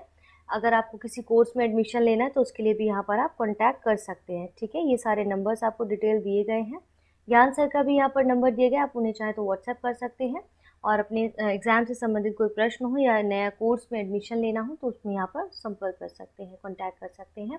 अभी तक भी हमारा यूट्यूब चैनल नहीं सब्सक्राइब किया है तो उसे सब्सक्राइब कर लीजिए, ताकि कोई भी वीडियो अपलोड होता है तो उसका नोटिफिकेशन आपको टाइमली मिलता रहे। चलिए, अब आत्मनिर्भर भारत अभियान को हम देख लेते हैं। देखते हैं क्या है इसमें, क्या कब ये शुरू हुआ था। तो चलिए देखिए अपनी स्क्रीन पर आत्मनिर्भर भारत अभियान। आप देखेंगे कि ये नए भारत का विजन है और 2020 में प्रधानमंत्री ने राष्ट्र से आत्मनिर्भरता के आह्वान के साथ आत्मनिर्भर भारत अभियान की शुरुआत की थी और 20 लाख करोड़ रुपए यानी कि भारत के सकल घरेलू उत्पाद की 10% के बराबर के विशेष आर्थिक और व्यापक पैकेज की घोषणा भी की थी। इसके उद्देश्य की अगर मैं बात करूं तो देश और इसके नागरिकों को हर तरह से स्वतंत्र और आत्मनिर्भर यानी कि सेल्फ डिपेंडेंट बनाना है। इस क्रम में अर्थव्यवस्था, आधारभूत संरचना प्रणाली, जीवंत जनसांख्यिकी और मांग को आत्मनिर्भर भारत के 5 स्तंभ के रूप में वहां पर रेखांकित किया गया था। इसका लक्ष्य था कि वैश्विक बाजार हिस्सेदारी हासिल करने के लिए सुरक्षा अनुपालन में सुधार और गुणवत्तापूर्ण उत्पादों के साथ प्रतिस्थापन पर ध्यान केंद्रित करते हुए आयात पर निर्भरता को थोड़ा कम करना था। यह अभियान स्थानीय उत्पादों को बढ़ावा देने के महत्व पर केंद्रित है। ठीक है, आत्मनिर्भरता का ये जो विचार है वो किसी बहिष्करण या अलगाववादी रणनीतियों का प्रतीक नहीं है, बल्कि इसमें पूरी दुनिया के लिए मदद की भावना भी शामिल है। इसके साथ ही आप देखेंगे कि इसमें और क्या चीजें हैं, जैसे कब कब शुरू किया गया, ये हम अपनी स्क्रीन पर देख रहे हैं। इसमें देखेंगे कि जिससे 130 करोड़ लोगों को आत्मनिर्भर हुआ और हम कोरोना वायरस के टाइम पे, कोरोना टाइम पीरियड के टाइम पर हमने इसे लड़ने में सक्षम होने के लिए ऐसा ऐलान किया था प्रधानमंत्री ने। इसके बाद ही देश की आर्थिक स्थिति को मजबूत करने के लिए केंद्र सरकार के द्वारा कई योजनाओं को इसमें शुरू किया गया, जिससे देश की इकोनॉमिक कंडीशन को जो है वो गति मिल सके। ठीक है, और फिर इसके बाद आत्मनिर्भर अभियान के तहत कृषि और खाद्य प्रबंधन क्षेत्र में बहुत सारी बड़ी घोषणाएं भी की गई थी और कृषि ढांचा निर्माण के लिए 1 लाख करोड़ राशि की धनराशि सुनिश्चित की गई थी, जिसमें आप देखेंगे सूक्ष्म खाद्य प्रसंस्करणों की स्थापना के लिए 10,000 करोड़ रुपए की घोषणा की गई और प्रधानमंत्री मत्स्य संपादन योजना के लिए 20,000 करोड़ रुपए निर्धारित किए गए थे। तो कुछ इस तरह से वहां पर आंकड़े जो है आपको दिए गए थे। इसके बाद आप देखेंगे कि इसके अलावा आवश्यक वस्तु अधिनियम, कृषि विपणन, कृषि उत्पाद मूल्य, गुणवत्ता, प्रधानमंत्री गरीब कल्याण अन्न योजना, एक राष्ट्र एक राशन कार्ड जैसी योजनाएं भी शुरू की गई थी उस वक्त में। तो इन सब चीजों को याद रखिएगा, क्योंकि इनका टाइम पीरियड भी हो सकता है आपसे पूछ ले, तो ये सारी चीजें हमें वहां पर याद रखनी होंगी। ठीक है, 1 नेशन 1 राशन कार्ड की जो बात की गई थी। ठीक है, इसी के साथ और हम इसमें चीजें देख सकते हैं, जैसे कि और क्या क्या चीजें इसमें भविष्य के लिए क्या कहा गया था कि भविष्य के लिए एक रणनीति का निर्णय करना, जैसे आत्मनिर्भरता के मार्ग पर सफल होने के लिए हमें क्षेत्रीय आपूर्ति श्रृंखला और स्थान निर्णयन पर विचार करने वाले एक दीर्घकालिक दृष्टिकोण को अपनाना आवश्यक हो गया है।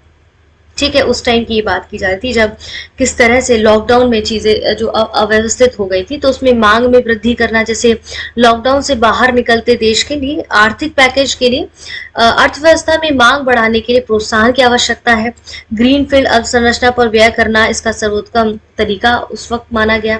इसके बाद अवसंरचना व्यय विशिष्ट रूप से ऐसी संरचनाओं का सृजन करता है जो उत्पादकता में वृद्धि करती है और लॉकडाउन से सर्वाधिक प्रभावित हुई आबादी के उस हिस्से के व्यय करने की शक्ति का विस्तार करती है जो दैनिक वेतनभोगी मजदूर के रूप में कार्य कर रहे थे।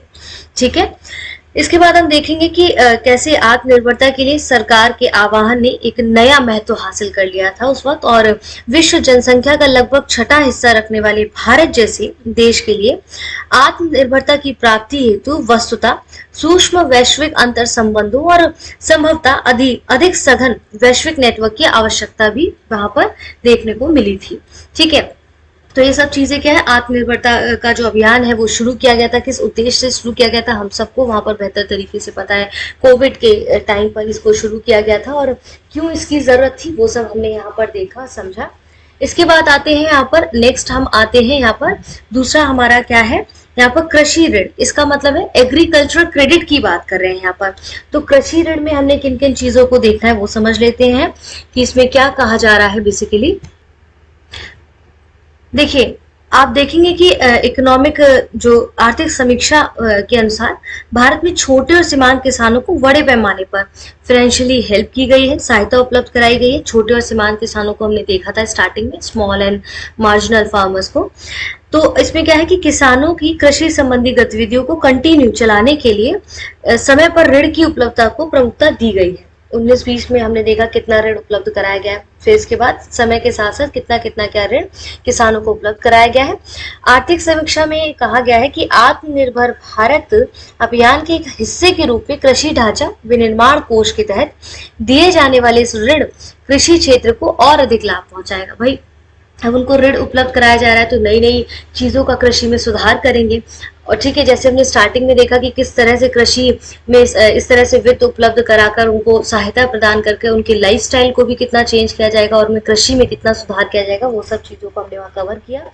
जो हमारा इकोनॉमिक सर्वे हुआ था उसके अनुसार फरवरी 2020 में बजट की जब घोषणाएं हुई थी तो उनके अनुसार किसान क्रेडिट कार्ड को बढ़ावा देने पर जोर दिया गया था। किसकी बात कर रहे हैं, किसान क्रेडिट कार्ड को बढ़ावा देने पर जोर दिया गया था फरवरी 2020 में। तो हमें यहाँ पर क्या समझना है कि किसान क्रेडिट कार्ड क्या होता है। आप देखेंगे कि ये जो क्रेडिट कार्ड है, किसान क्रेडिट कार्ड, इसके स्टार्टिंग आप 1998 में देखने को मिलती है। उस समय तत्कालीन जो वित्त मंत्री थे श्री यशवंत सिन्हा के द्वारा इसको शुरू किया गया था। और किसान क्रेडिट कार्ड संस्थानित ऋण तक किसानों की पहुंच सुनिश्चित करने के लिए एक महत्वपूर्ण और प्रभावी, हम कह सकते हैं, पहल थी। ऐसे किसानों को 5,000 कह सकते हैं या अधिक मूल्य के उत्पादन ऋण के लिए योग्य है, वे किसान क्रेडिट कार्ड के हकदार होंगे। और इसमें क्या है कि किसान क्रेडिट कार्ड किसानों को बहुत ही कम ब्याज पर वित्त उपलब्ध कराना होता था। इसके साथ ही आप देखेंगे किसान क्रेडिट कार्ड 5 वर्षों के लिए वैलिड होगा और प्रत्येक निकासी का भुगतान जो है 12 महीने के भीतर ही करना होगा। नाबार्ड क्रेडिट कार्ड के प्रबंधन इकाई है, जबकि सहकारी बैंक, क्षेत्रीय ग्रामीण बैंक और वाणिज्यिक बैंक इसे किसानों को वितरित करते हैं। और मार्च 2012 में किसान क्रेडिट कार्ड धारकों को एटीएम कार्ड निर्गत किए जा रहे थे उस वक्त, ठीक है, 2012 की बात है। तो मतलब कब उनको इसके क्रेडिट कार्ड दिए गए वो सब उसमें मेंशन किया गया है। तो किसान क्रेडिट कार्ड क्या है, बेसिकली यहाँ पर ये समझने वाली चीज थी, तो आपको इसको समझ में आएगा, क्योंकि हो सकता है कि कभी कभी स्टेटमेंट्स के साथ आपसे पूछा जा सकता है वहां पर, ठीक है। अब आंकड़ों के अनुसार जनवरी 2021 में कुल इतने किसान क्रेडिट कार्ड जो है मछुआरों और मत्स्य पालकों को उपलब्ध कराए गए हैं, जबकि इनके अतिरिक्त मछुआरों और मत्स्य पालकों को 4.04 लाख आवेदन बैंकों में क्रेडिट कार्ड करने की प्रक्रिया के विभिन्न चरणों में अभी भी पेंडिंग है, ठीक है। तो ये सब आंकड़े हैं यहाँ पर। अब इसके बाद हम नीचे मूव करते हैं, क्या है हमारा ग्रीन रेवोल्यूशन, यानी कि हरित क्रांति क्या है। आइए हम हरित क्रांति को समझ लेते हैं, क्योंकि पीटी से ज्यादा मुझे लगता है ये आपका मेंस के लिए बहुत इंपॉर्टेंट टॉपिक हो जाता है, क्योंकि डायरेक्ट यहाँ से आपसे कभी कभी शॉर्ट या फिर वेरी शॉर्ट में भी प्रश्न पूछ लिए जाते हैं।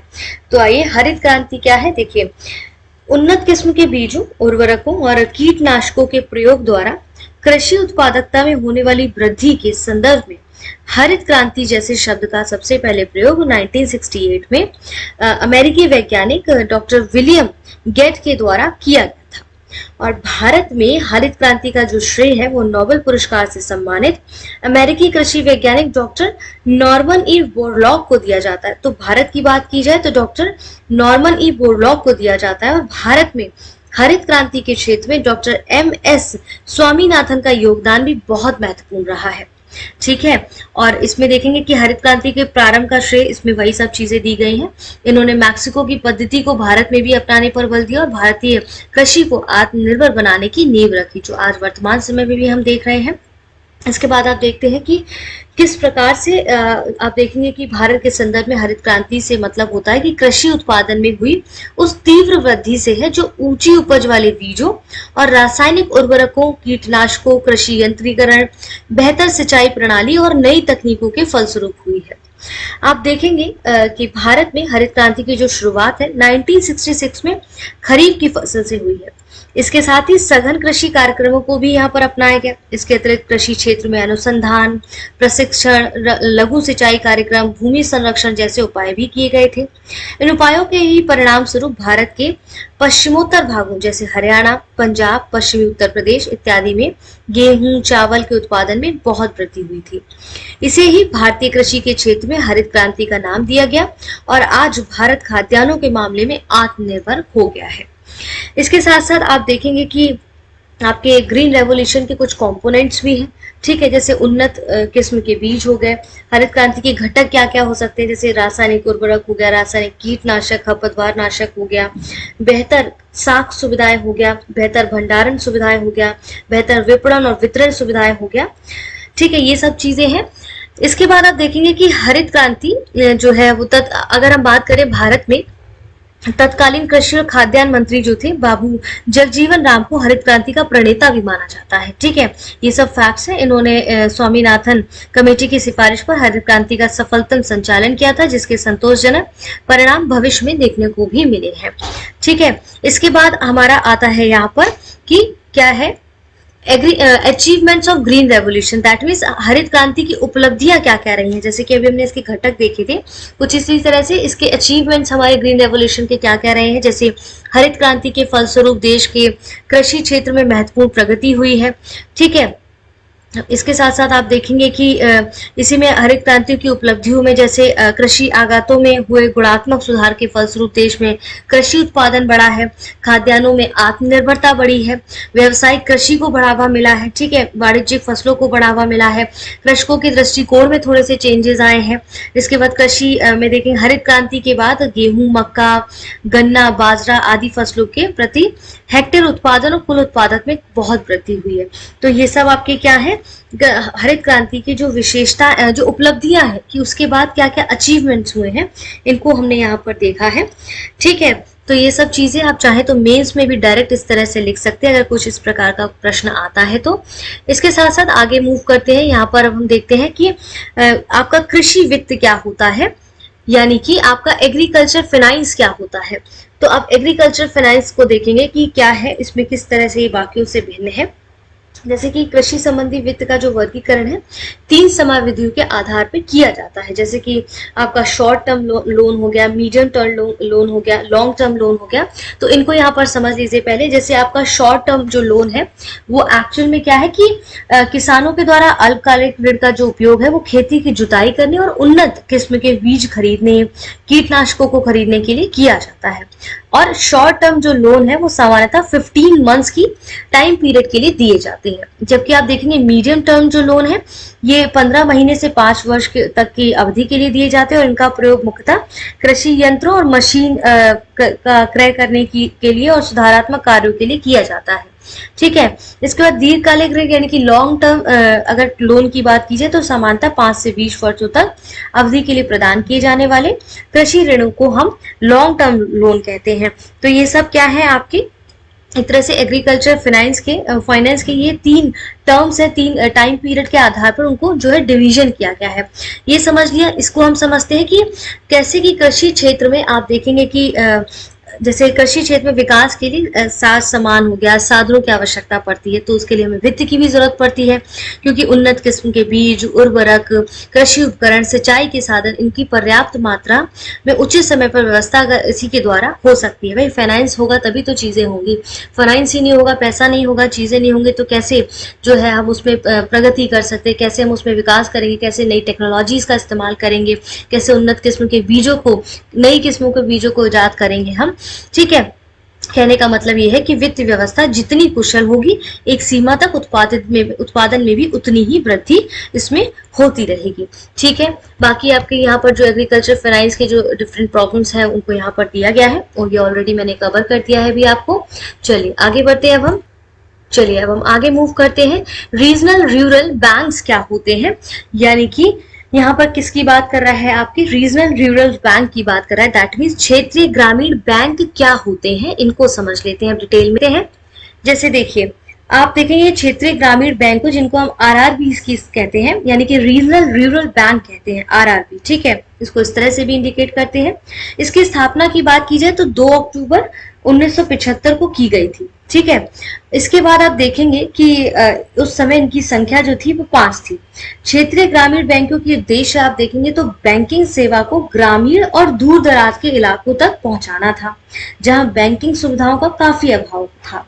क्षेत्रीय ग्रामीण बैंक कृषि और अन्य ग्रामीण क्षेत्रों के लिए पर्याप्त ऋण की उपलब्धता सुनिश्चित करते हैं और क्षेत्रीय ग्रामीण बैंकों के 2 दायित्व सुनिश्चित किए गए, जैसे समाज के कमजोर वर्गों को सस्ती ब्याज दर पर ऋण उपलब्ध कराना और ग्रामीण इलाकों में बचत को बढ़ावा देना और वहां उत्पादक गतिविधियों में सहयोग देना है। ठीक है, ग्रामीण आप देखेंगे क्षेत्रीय ग्रामीण बैंक में केंद्र सरकार, राज्य सरकार और प्रवर्तक बैंक यानी कि 50:15:35 के अनुपात में पूंजी निवेश करते हैं। मतलब केंद्र सरकार, राज्य सरकार और प्रवर्तक बैंक, मतलब केंद्र सरकार का 50%, राज्य सरकार का 15% और प्रवर्तक बैंक का 35% के अनुपात में पूंजी का जो है निवेश करते हैं। कैलकर समिति की इस सिफारिशों के आधार पर सरकार ने 1987 में नए क्षेत्रीय ग्रामीण बैंकों की स्थापना बंद कर दी और फिलहाल देश में 56 क्षेत्रीय ग्रामीण बैंक काम कर रहे हैं और इनके एकीकरण की प्रक्रिया अभी भी जारी है। ठीक है, इसके बाद यहाँ पर भी दिए गए कि उद्देश्य था कि ग्रामीण अर्थतंत्र को कृषि, व्यापार, वाणिज्य, उद्योग, अन्य उत्पादन गतिविधियों से जोड़ना। ठीक है, जोड़कर कृषि और अन्य सुविधाएं प्रदान करना। इसमें ग्रामीण बैंक वित्त हेतु समर्पित संस्थान है, ये छोटे और उद्यमियों के तत्संबंधी गतिविधियों में सहयोग प्रदान कर उन्हें विकसित करना था। तो ये सारी चीजें मैंने आपको ओरली यहाँ पर कवर कर दी है। ठीक है, आगे बढ़ते हैं। नेक्स्ट क्या है हमारा, सहकारी बैंक यानी कि कोऑपरेटिव बैंक्स की बात कर रहे हैं। तो आपके कोऑपरेटिव बैंक्स क्या होते हैं, आइए हम उनको समझ लेते हैं कि जैसे हमने क्षेत्रीय ग्रामीण बैंक को पढ़ा, वैसे कोऑपरेटिव बैंक्स क्या होते हैं। कि भारत में सहकारी समितियों का द्वारा संचालित किए जाने वाले बैंकों को ही हम सहकारी बैंक कहते हैं। ये बैंक जिस राज्य में होते हैं उस राज्य के रूल्स के द्वारा इनको संचालित किया जाता है। और भारत में जो कोऑपरेटिव बैंक्स हैं उनका जो गठन है 3 स्तरों पर किया गया है। राज्य सहकारी बैंक संबंधित राज्य में शीर्ष संस्थान है, और इसके बाद केंद्रीय जिला सहकारी बैंक जिला स्तर पर कार्य करते हैं, और तृतीय स्तर पर प्राथमिक ऋण समितियां होती हैं जो कि ग्राम स्तर पर कार्य करती हैं। ठीक है, तो राज्य स्तर पर राज्य सहकारी बैंक, जिला स्तर पर केंद्रीय सहकारी बैंक और स्थानीय स्तर पर प्रथम सहकारी साख संगठन इत्यादि 3 तरह से इन कोऑपरेटिव बैंक्स को यहाँ पर जो है 3 स्तरीय रूप में दिखाया गया है।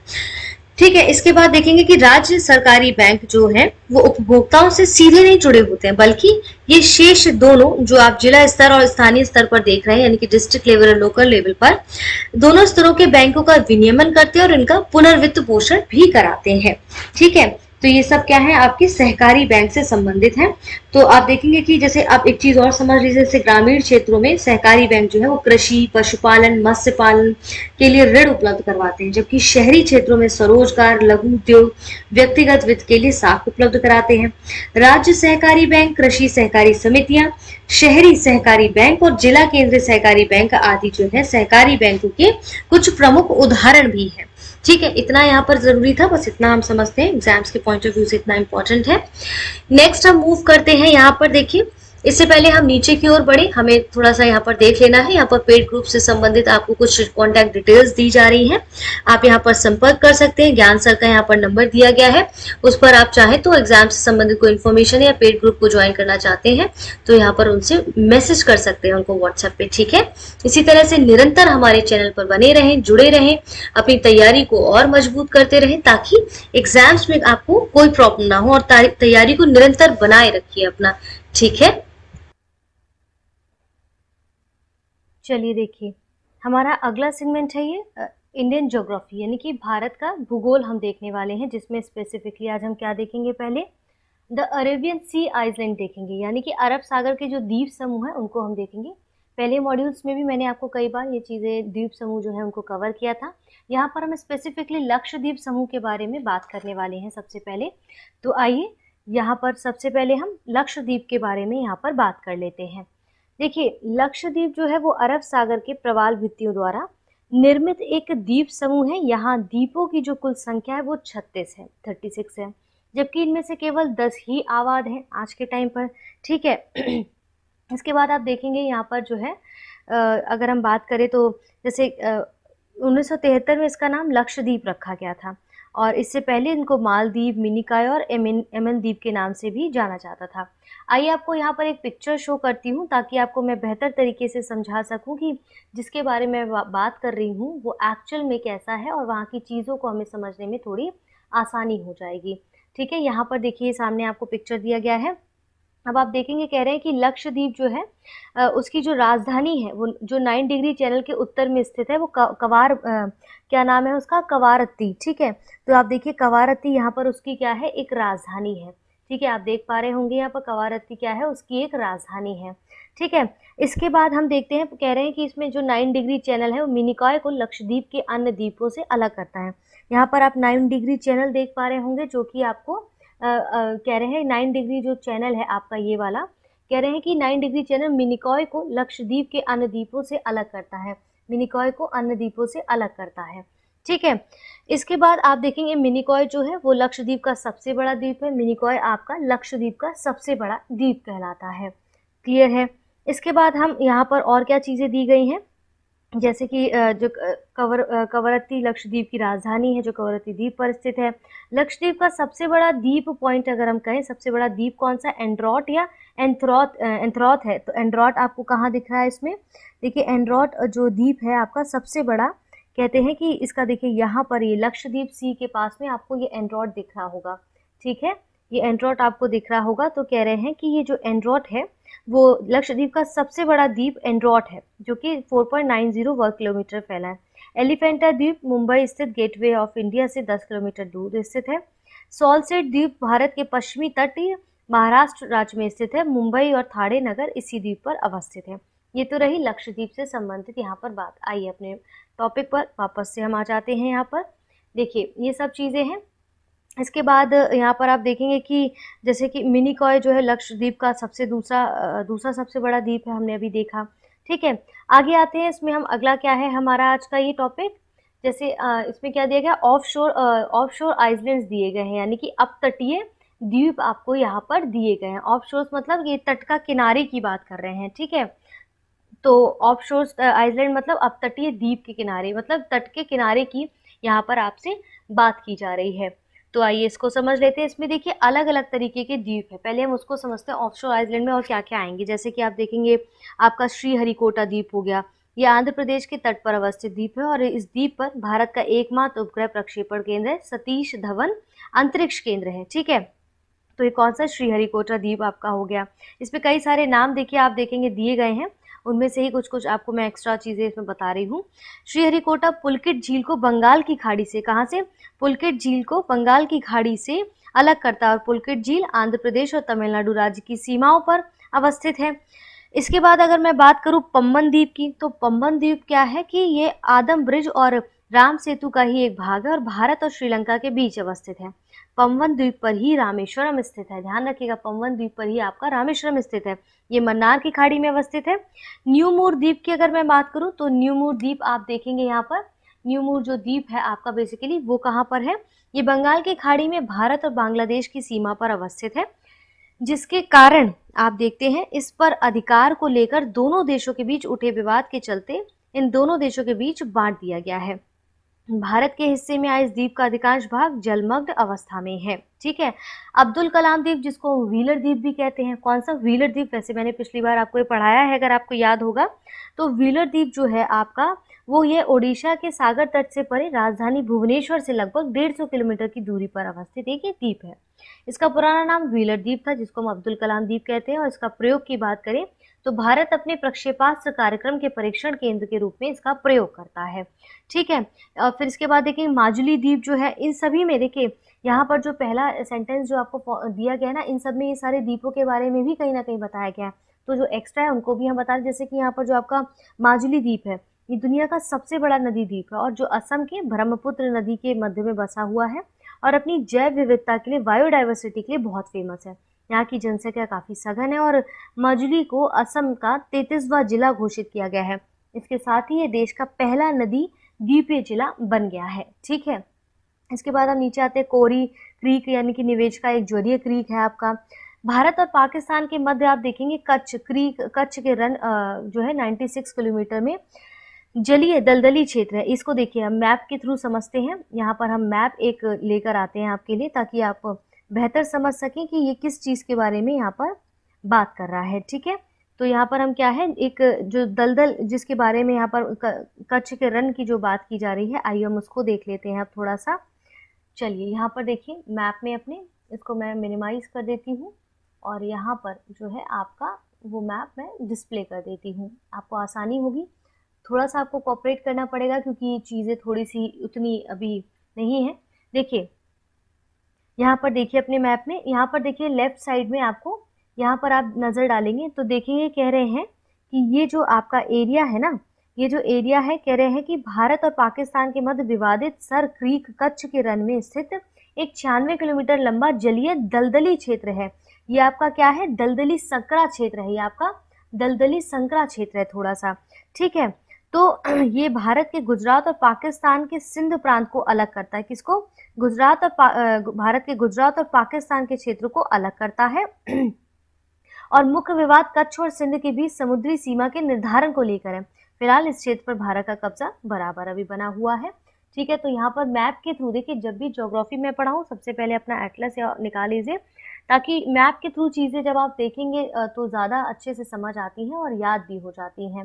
ठीक है, तो इसी के साथ हमें यहाँ पर और क्या चीज़ें देखनी, जैसे कि द्वीप पर आप देखेंगे कि निर्मित भारत का सबसे बड़ा मुंबई नगर है और पोर्ट ब्लेयर का कुल क्षेत्रफल मुंबई के क्षेत्र से अधिक है, लेकिन नगरीय क्षेत्र की दृष्टि से हम देखेंगे तो मुंबई का जो क्षेत्रफल है वो पोर्ट ब्लेयर के क्षेत्रफल से कहीं ज़्यादा है। ठीक है, इसके बाद द्वीप और उनकी अवस्थितियाँ आपको, आइलैंड और उनके लोकेशंस आपको दिए गए हैं।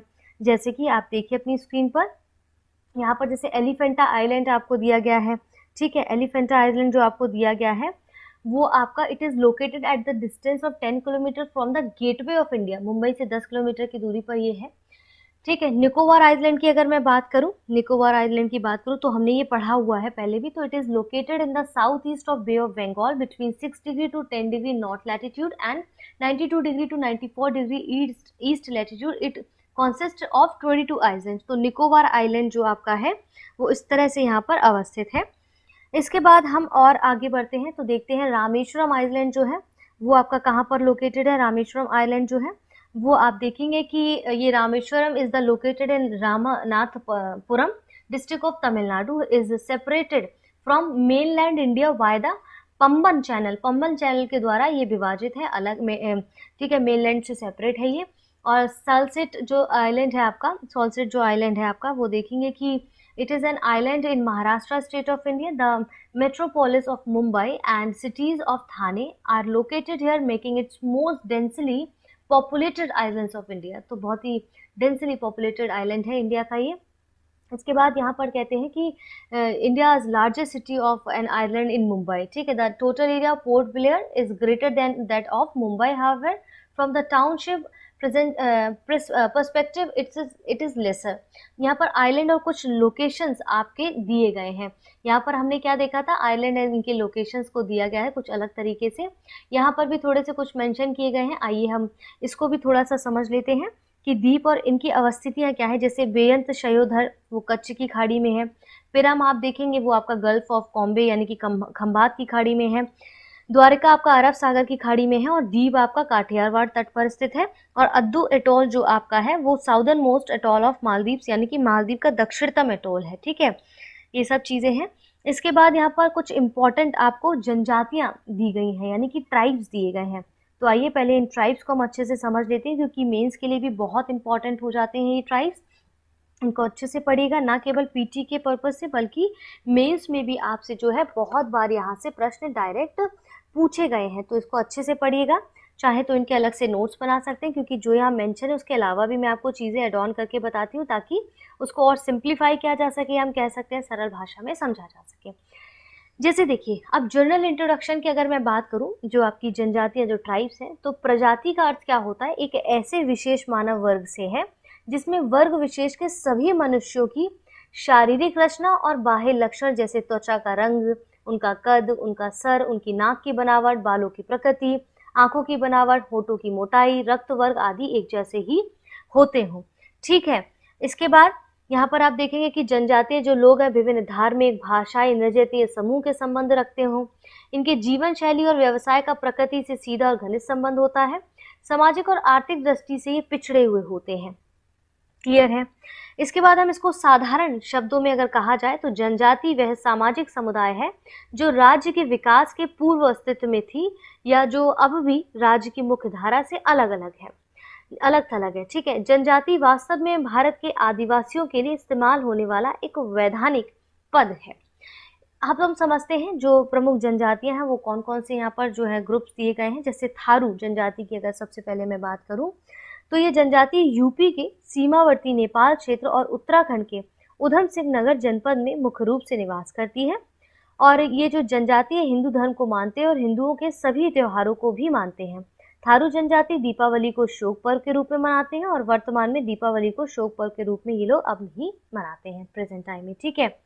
भोटिया जनजाति की अगर मैं बात करूं तो आप देखेंगे ये किस प्रकार से जो है उससे भिन्न है। भूटिया हम जिसको बोलते हैं, ये जो ट्राइब है ये अधिकांश लोग पर्वतीय स्थानों पर ही रहते हैं और इनका जो संकेंद्रण है वो उत्तरी क्षेत्र मुख्यतः हिमाचल प्रदेश, उत्तराखंड, सिक्किम राज्यों में पाया जाता है।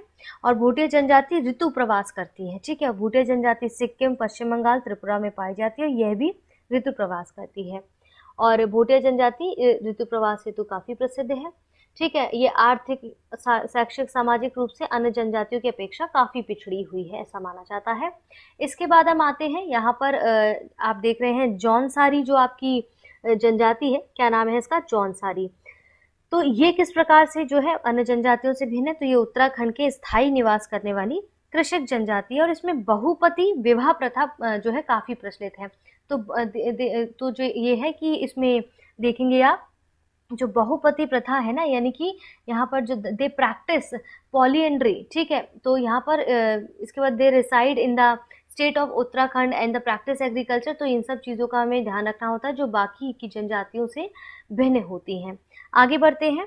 अगली जनजाति कौन सी है आपकी? अगली जो जनजाति समूह है वो आपकी है बुक्सा। तो बुक्सा क्या है, कैसे भिन्न है ये? आप देखेंगे कि इसमें क्या है कि ये जो जनजाति है वो उत्तराखंड के नैनीताल, पौड़ी, गढ़वाल जिलों में मुख्य रूप से और यूपी के कुछ भागों में पाई जाती है। ठीक है, यूपी के भी कुछ भागों में ये पाई जाती है। तो ये अनुलोम और प्रतिलोम विवाह प्रचलित है इन जातियों में। इन जनजातियों में कौन सा? अनुलोम और प्रतिलोम स्टाइल से मैरिज यहाँ पर काफ़ी फेमस है। बुक्सा जनजाति राजपूत वंश से संबंधित है। इसके बाद आता है राजी जनजाति। तो राजी जनजाति जो है वो भी उत्तराखंड में आपको देखने को मिलेगी। राजी जनजाति उत्तराखंड में पाई जाती है और ये काफ़ी भिन्न है बाकियों से। देखते हैं कैसे। जैसे स्थानीय रूप से इन्हें बनरौत भी कहा जाता है। क्या कहा जाता है इनको? बनरौत कहा जाता है। तो बनरौत के नाम से भी अगर कोई जनजाति आए तो ध्यान रखना है वो कौन सी होगी? राजी जनजाति है। ठीक है, इसका धर्म क्या है? हिंदू है और जनजातियों में कृषि की झूमिंग प्रथा बहुत प्रसिद्ध है। तो झूम कृषि हमने आपको कल्टीवेशन के बारे में बताया था, झूम कल्टीवेशन के बारे में। तो झूम कृषि जो है वो काफ़ी प्रचलित है इनमें। खरवार की अगर मैं बात करूँ तो खरवार जो जनजाति है आपकी, वो देखेंगे आप कि किस तरह से भिन्न है। ये खरवार जनजाति यूपी के देवरिया, बलिया, गाजीपुर, वाराणसी, सोनभद्र जिले में निवास करती है खरवार जनजाति। और ये काफ़ी क्रोधित और शारीरिक रूप से काफ़ी मजबूत माने जाते हैं और यूपी की दूसरी बड़ी जनजाति है ये। ठीक है, और ये जो जनजाति कर्मा नृत्य करती है। इनका नृत्य फॉर्म क्या है? कर्मा। तो इनका एक तरीके से फोक डांस है, कर्मा फोक डांस है इनका खरवार जनजाति का। गद्दी की बात की जाए तो देखेंगे कि गद्दी जो जनजाति है वो आपके पश्चिमी हिमालय की धौलाधर श्रेणी, जो कि हिमाचल प्रदेश के कांगड़ा और चंबा आदि जिलों में निवास करती है और यहाँ पर इनकी जनसंख्या 1.5 लाख से अधिक है। गद्दी स्वयं को गढ़वा यानी कि राजस्थान शासकों के वंशज मानते हैं। ठीक है, इसके बाद गोंड की अगर मैं बात करूँ तो गोंड जो जनजाति आप देखेंगे कि गोंड जो जनजाति है, जो ट्राइब है, वो they are native to Gondwana land, hence they got the name of Gond. जो ये गोंडवाना लैंड के मूल निवासी, जिस कारण से आप देखेंगे कि इनको गोंड कहा जाता है। किस कारण से? गोंडवाना लैंड में मूल निवासी होने के कारण। ये जनजातियां समूह बिहार, पश्चिम बंगाल, झारखंड, महाराष्ट्र, छत्तीसगढ़, एमपी, यूपी, उड़ीसा, कर्नाटक, आंध्र प्रदेश, गुजरात में पाई जाती है। ये लोग मुख्यतः आखेट और मछली पर निर्भर करते हैं। तो गोंड जनजाति स्थानांतरित कृषि भी करते हैं और कम वस्त्र पहनते हैं और पत्नियों के आभूषण पहनने का बड़ा शौक यहाँ पर प्रचलित है। और पशु बलि जो है, पशुओं को बलि चढ़ाना इनका मुख्य प्रथा इनकी मानी जाती है। भील की अगर मैं बात करूं, जो भील जनजाति है वो आप देखेंगे ये भारत की सबसे बड़ी जनजाति मानी जाती है और मुख्यतः राजस्थान, आंध्र प्रदेश, छत्तीसगढ़, गुजरात, महाराष्ट्र, कर्नाटक, त्रिपुरा राज्यों में पाई जाती है। और भील शब्द की जो उत्पत्ति है, जो द्रविड़ शब्द भील से हुई है, जिसका मतलब होता है धनुष। ठीक है, भील जनजाति के लोगों के रीति रिवाज राजपूतों की तरह है एवं ये लोग भीली भाषा बोलते हैं। ठीक है, संथाल की अगर मैं बात करूँ तो संथाल जनजाति जो है वो परागना क्षेत्र के मूल निवासी हैं संथाल। और इसके बाद देखेंगे as per the census of 2011 के सेंसस के अनुसार कहते हैं कि संथाल लोग जो है बिहार, त्रिपुरा, पश्चिम बंगाल, झारखंड, उड़ीसा में निवास करते हैं। और आप देखेंगे कि their physical structure is very similar to that of their Dravidians. Rice is their stable diet.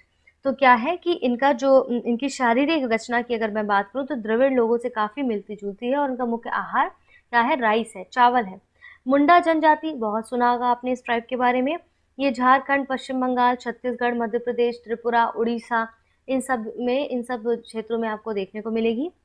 और ये मुंडा जनजाति जो बहुत सारे त्यौहार मनाते हैं, जिसमें भागे, फागु, कर्मा, सरहुल, सरोई, ये सब प्रमुख त्यौहार है। और सरहुल त्यौहार जो है वो मार्च अप्रैल के दौरान मनाया जाता है। पूछा गया है आपसे। ठीक है, कोरवा जनजाति की अगर मैं बात करूँ तो मोस्टली ये आप देखेंगे कि छत्तीसगढ़ और झारखंड के एरिया में आपको देखने को मिलती है और इसका मुख्य व्यवसाय कृषि माना गया है।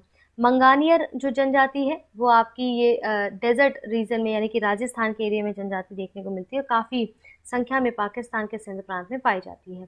खासी जनजाति, ये आप खासी जनजाति के बारे में पढ़ेंगे तो देखेंगे northern east state of Meghalaya, Assam, Mizoram and tribe practices jhuming cultivation. ये भी झूमिंग कल्टीवेशन करते हैं। टोडा जनजाति, they reside on the Nilgiri hills and are also known by the name of Todi और टोडू। तो टोडा जनजाति जो है वो पहाड़ियों पर निवास करती है नीलगिरी की। इन्हें टोडी और टुडा के नाम से जाना जाता है। इन लोगों का दावा है कि ये आर्यों के वंशज हैं। इनका मुख्य व्यवसाय क्या है इनका? दे मोस्टली प्रैक्टिस पास्टोरलिज्म, ठीक है। और polyandry is prominent among the Todas. आप देखेंगे टोडा जनजाति बहुपति विवाह जो है प्रथा काफी उसमें प्रचलित पाई गई है, जैसे हमने ऊपर भी पढ़ा था एक जनजाति में जारवा जनजाति की, तो आप देखेंगे it is the most primitive, यानी कि ये जो है आद्य जनजाति है सर्वाधिक, और ये अंडमान निकोबार द्वीप समूह के दक्षिणी अंडमान निकोबार और मध्य अंडमान द्वीप पर निवास करती है।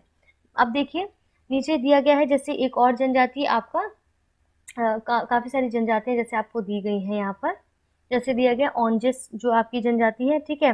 तो ये जो है ये reside in the western part of little Andaman island, अभी हमने देखा। शोम्पेन है आपका, तो ये भी शोम्पेन जो आपकी है ये आपने देखा अभी कि ये कहाँ पर है आपका अंडमान निकोबार आइलैंड में। नागा जो है वो आपका अंडमान निकोबार आइलैंड में है।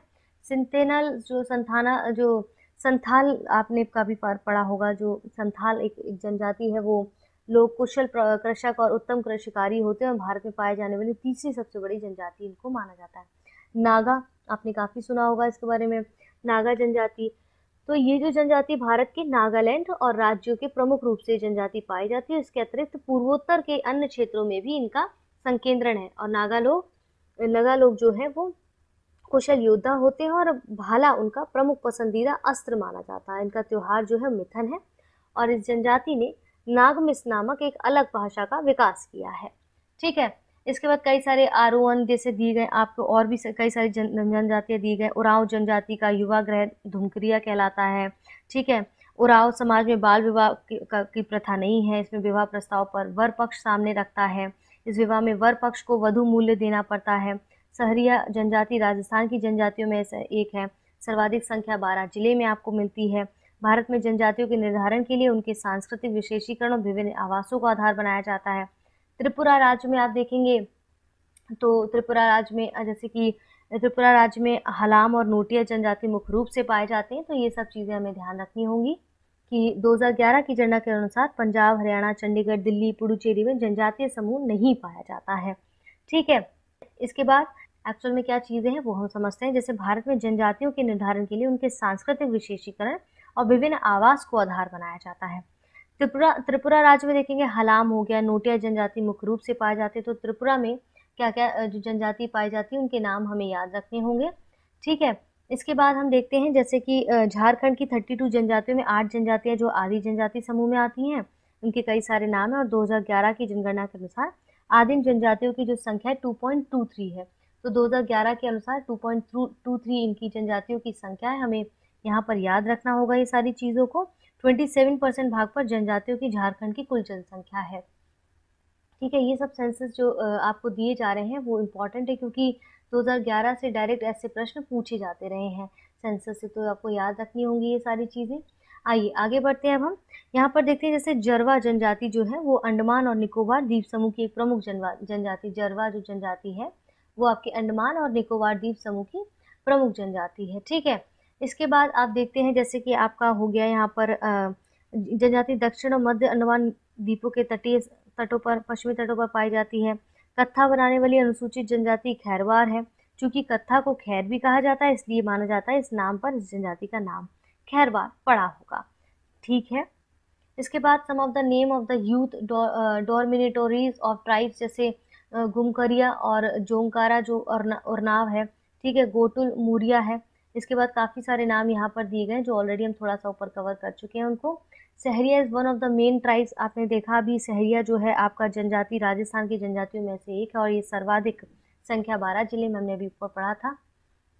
इसके बाद आप देखेंगे जैसे कोरवा ट्राइब्स जो आपकी हैं, ठीक है। कोरवा जो ट्राइब्स हैं वो एक्चुअल में जो आपको भी समझाया था मैंने, जो कोरवा ट्राइब्स हैं वो mainly found in Jharkhand, Chhattisgarh. तो अगरियास जो आपकी अगरियाज हैं, तो अभी हमने देखा था उगरियाज के नाम को जो हमने पढ़ा था। तो उगरियाज जो जनजाति आपकी है वो एक्चुअल में is the major tribes of India engaged in iron smelting and iron mining in central India, ठीक है। God is Lahusar, the god is of iron माना जाता है। अगरियाज वर्शिप लहूसार और Kala Bhairav as their tribal deity, ठीक है। Zulu is a tribe found in South Africa, तो याद रखिएगा साउथ अफ्रीका का यहाँ पर क्या दिया गया। The people of Onge tribe live in the west टेटल Andaman island in Andaman and Nicobar island, अभी हमने ऊपर देखा है। जारवा जनजाति आप देखेंगे अंडमान और निकोबार द्वीप समूह की प्रमुख जनजाति है, और ये जनजाति जो है दक्षिण और मध्य अंडमान द्वीपों के पश्चिमी तट पर पाई जाती है। ठीक है, यहाँ पर कुछ कॉन्टैक्ट डिटेल्स दिए गए हैं, उनको आप देख सकते हैं। अंडी एंड अपॉर्टपी जो है आपका, अंडी और अपॉर्टपी जो जनजाति हम कह सकते हैं एक तरीके से जो है, वो एक्चुअल में आप देखेंगे form of marriage is related to Ho tribes, यानी अंडी और जो अपॉर्टपी जो है वो हो ट्राइब की marriage by negotiation is Andi, whereas marriage by capture is known as Opartipi. ठीक है, इसके बाद अमंग 32 झारखंड में जो आप देखेंगे 32 ट्राइब्स की जो बात की गई थी। ठीक है, 32 झारखंड में आपने देखा था, अभी मैंने आपको बताया था कि 32 जनजातियों के यहाँ के बारे में यहाँ पर बताया गया है। और 8 tribes are including in primitive the tribe groups, they are Asur, Birhor, विराजिया, Korba, ठीक है, वाइगा, सावर, ये सब क्या है आपके झारखंड के 27% पॉपुलेशन जो है झारखंड के ट्राइबल है। ठीक है, तो ये सब चीज़ें मोटी मोटी चीज़ें हैं, इनको आपको याद रखना होगा। कुछ फैक्ट्स हैं, चाहे तो उनके स्क्रीनशॉट लेके इनको याद कर लीजिएगा ताकि आसानी हो जाए इनको रिवाइज करने में। कुछ नहीं है, सिंपल सी चीज़ें हैं। आइए अब हम आगे बढ़ते हैं, नेक्स्ट मूव करते हैं। अगला क्या है हमारा यहाँ पर आज ड्रेनेज सिस्टम की बात कर रहे हैं, यानी कि अपवाह तंत्र क्या होता है। तो आइए ड्रेनेज सिस्टम को अब हम समझ लेते हैं। अपवाह तंत्र क्या है उसको हम पहले समझते हैं। अपवाह तंत्र क्या होता है, जब नदियों के जल का बहाव कुछ निश्चित जल मार्गों के माध्यम से होता है या वाहिकाओं के माध्यम से होता है, तो उन नदियों का अपवाह, उन नदियों को अपवाह कहते हैं उसे। ठीक है, और इन्हीं वाहिकाओं के जल को, जाल को, जो जाल होता है उसको अपवाह तंत्र कहते हैं। ठीक है, तो ये क्या है आपके अपवाह तंत्र हो जाते हैं। इसके बाद कहते हैं मुख्य अपवाह के प्रतिरूप क्या है, यानी कि आपके इंपॉर्टेंट ड्रेनेज पैटर्न्स क्या होते हैं। तो ड्रेनेज पैटर्न्स को हम यहाँ पर समझ लेते हैं क्या क्या हो सकते हैं। जैसे कि नदी के उद्गम स्थान से लेकर उनके मुहाने यानी कि मुख तक नदी और उनकी सहायक नदियों द्वारा की गई रचना को अपवाह प्रतिरूप यानी कि ड्रेनिंग पैटर्न ऑफ रिवर्स कहते हैं। तो नदियों का अपवाह कुछ कारकों पर निर्भर करता है, जैसे भूवैज्ञानिक समय विधि, चट्टानों की प्रकृति और संरचना, स्थलाकृति, ढाल प्रवणता, जल की मात्रा, बहाव की अवधि। तो ये सब क्या है आपका ड्रेनिंग पैटर्न है, रेनिंग के उसके रिवर्स के मुख्य अपवाह प्रतिरूप है आपके। ठीक है, तो यहाँ पर जैसे आप देखेंगे कुछ कुछ नाम यहाँ पर आपको दिए गए हैं, जैसे कहते हैं वृक्षाकार है, ठीक है, अरीय प्रतिरूप है यानी कि रेडियल प्रतिरूप है। इसके बाद आप देखेंगे टेरिलिस जो जलीनुमा प्रतिरूप है, अभिकेंद्र यानी कि सेंट्रीपिटल जो अभिरूप है। इसके बाद कैचमेंट प्रतिरूप है। ये सब क्या है, इनको आप समझिए, ये शब्दों को समझिए, शब्द समझ जाएंगे तो चीज़ें अपने आप आपको समझ में आ जाएंगी। ठीक है, यहाँ पर मैं इनको जो है हाईलाइट भी कर देती हूँ। जैसे रेडियल, अभी जैसे मैंने पढ़ा pattern is known as radial हो गया। ठीक है, इसके बाद ट्रेलिस हो गया, ये सब पैटर्न है आपके। सेंट्रीपिटल हो गया, इनको पहले समझिए। जैसे क्या कहा गया है, सबसे पहले हम बात करते हैं जो डेंट्रीटिक जो यानी कि वृक्षाकार जो प्रतिरूप है वो क्या होते हैं एक्चुअल में।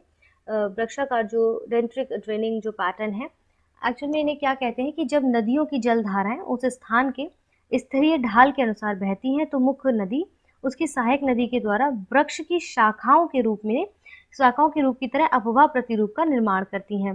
तो वृक्ष की शाखाओं की तरह कुछ इस तरह से आप जो मान सकते हैं इनका जो है निर्माण किया जाता है। किस तरह से इनका निर्माण किया, जैसे वृक्ष की जो शाखाएं होती है ना, कुछ इस तरह से इनका जो है निर्माण होना शुरू हो जाता है। ठीक है, चीज़ें स्पष्ट हो रही हैं मैं आशा करती हूँ। तो कह रहे हैं कि वृक्ष की तरह इनका जो है निर्माण होना शुरू हो जाता है, जिसे द्रुमाकृतिक अपवाह प्रतिरूप के नाम से जाना जाता है। जैसे फॉर एग्जाम्पल्स आप देखेंगे उत्तरी भारत के मैदान की नदियाँ, दक्षिण भारत की पूर्व की ओर बहाव वाली नदियाँ जैसे गंगा, यमुना, गोदावरी, कृष्णा, कावेरी आदि क्या है आपकी ये डेंड्रिटिक ड्रेनिंग पैटर्न पर आधारित हैं।